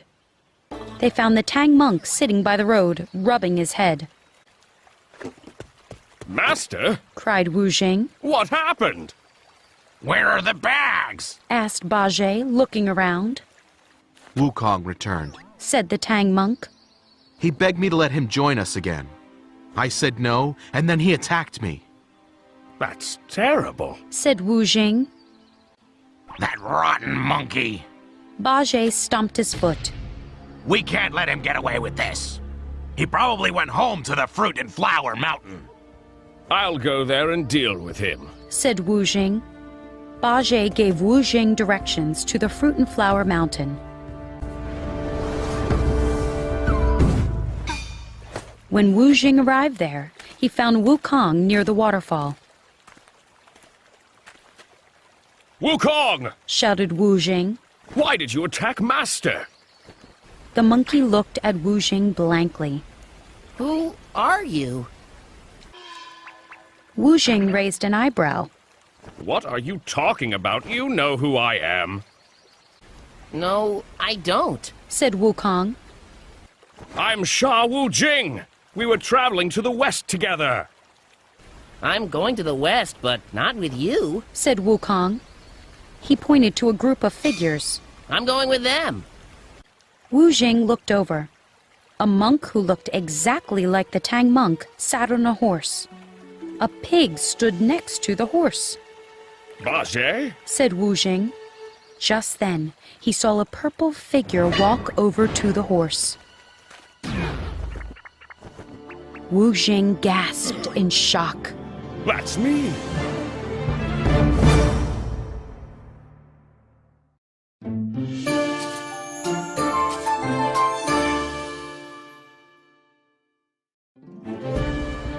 Journey to the West, Chapter 73, Two Wukongs.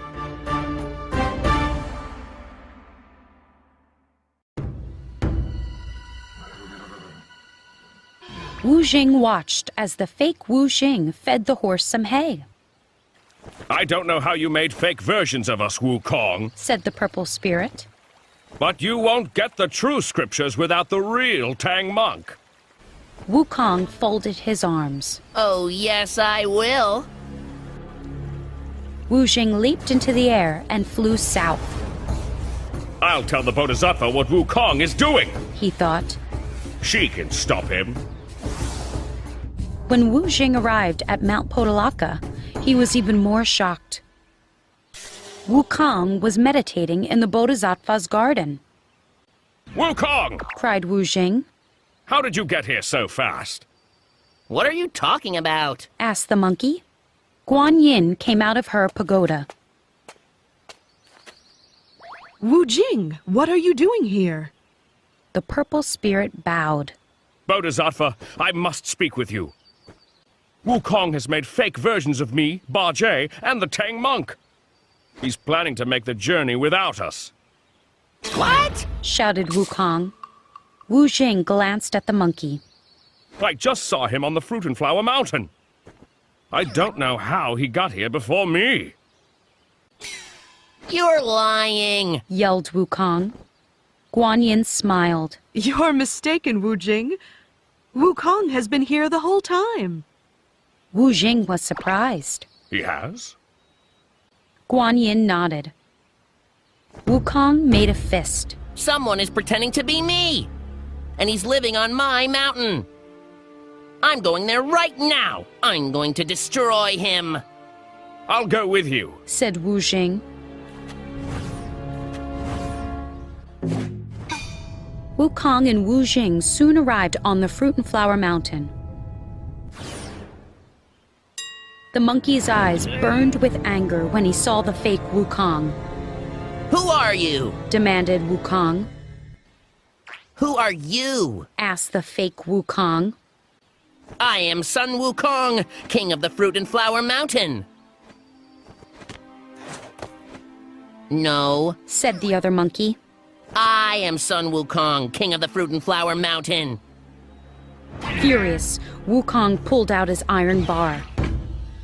The fake Wukong pulled out his iron bar.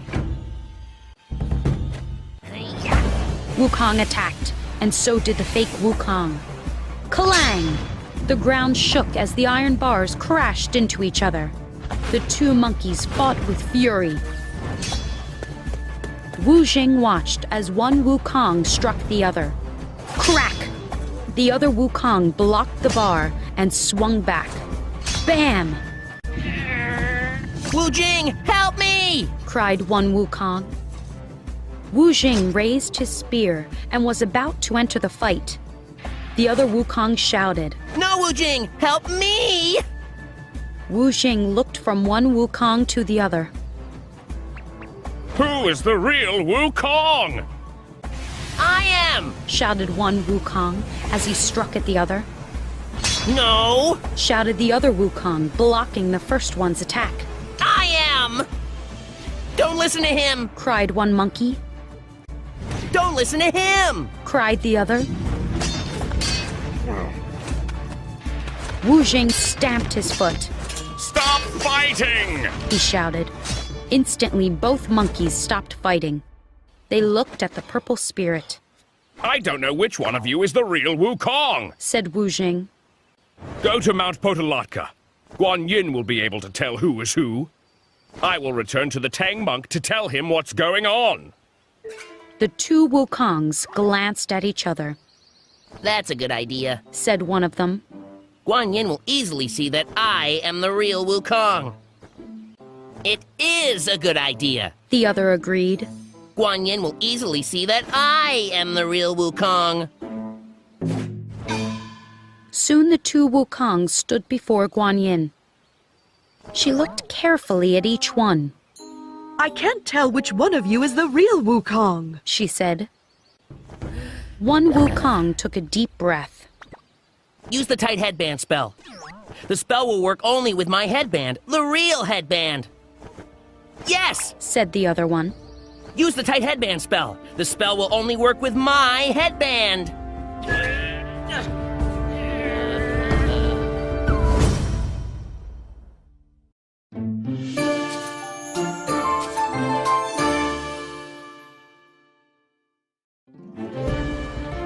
Journey to the West, Chapter 74, Curious Ear.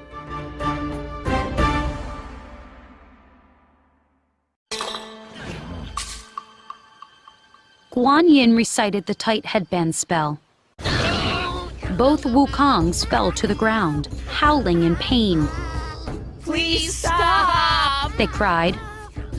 Guan Yin stopped reciting the spell, and the two monkeys stood back up. The Bodhisattva frowned.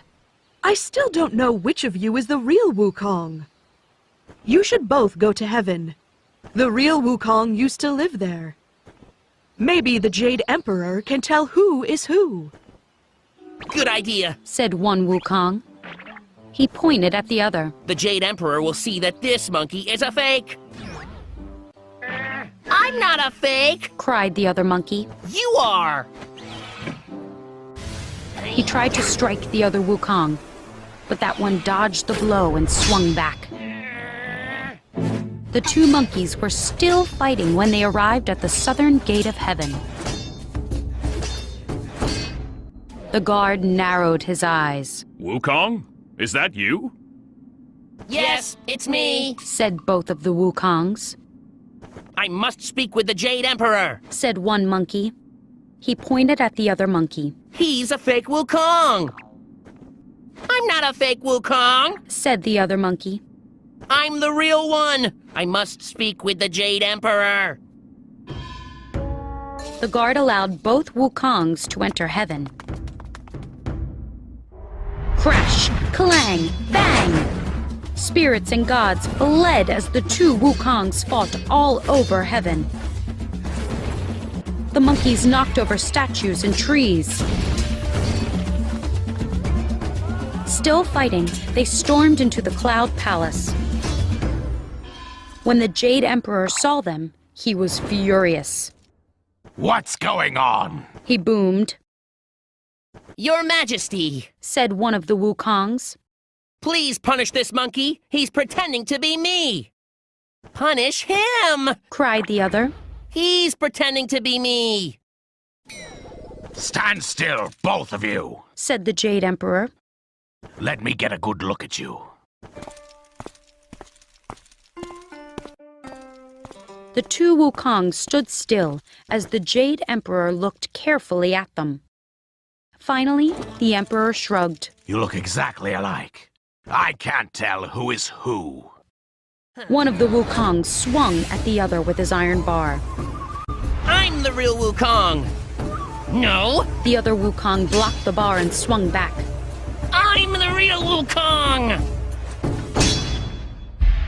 Both of you, leave at once, thundered the Jade Emperor. One Wukong is bad enough. I don't want two of you around. You can fight somewhere else.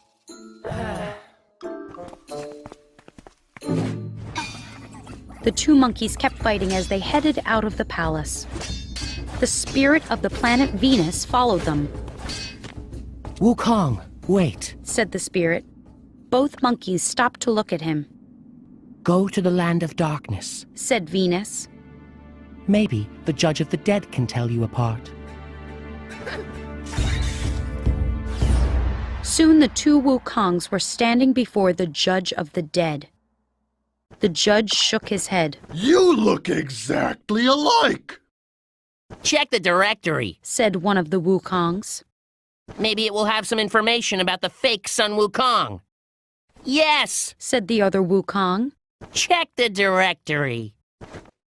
The judge nodded and opened the directory. He turned the pages of the giant book, reading carefully. Finally, he closed it.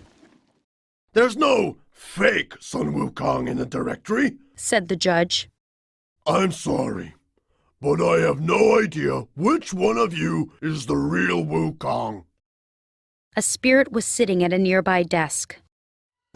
I believe my pet beast, Curious Ear, can help, said the spirit.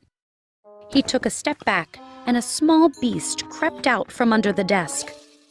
Curious Ear can tell the true from the false, said the spirit.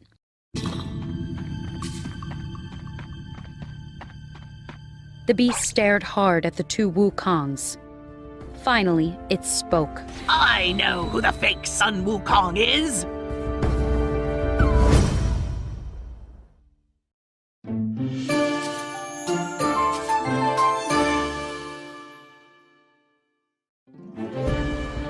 Journey to the West, Chapter 75, Battle of the Wukongs.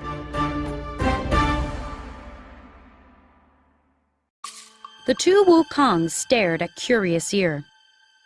I'm the real Wukong! Shouted one monkey. Right? No, it's me! Shouted the other monkey. I know which of you is the fake Sun Wukong, said Curious Ear. but I won't say who it is. The fake Sun Wukong has all the same powers as the real one. If I point him out, he'll be angry.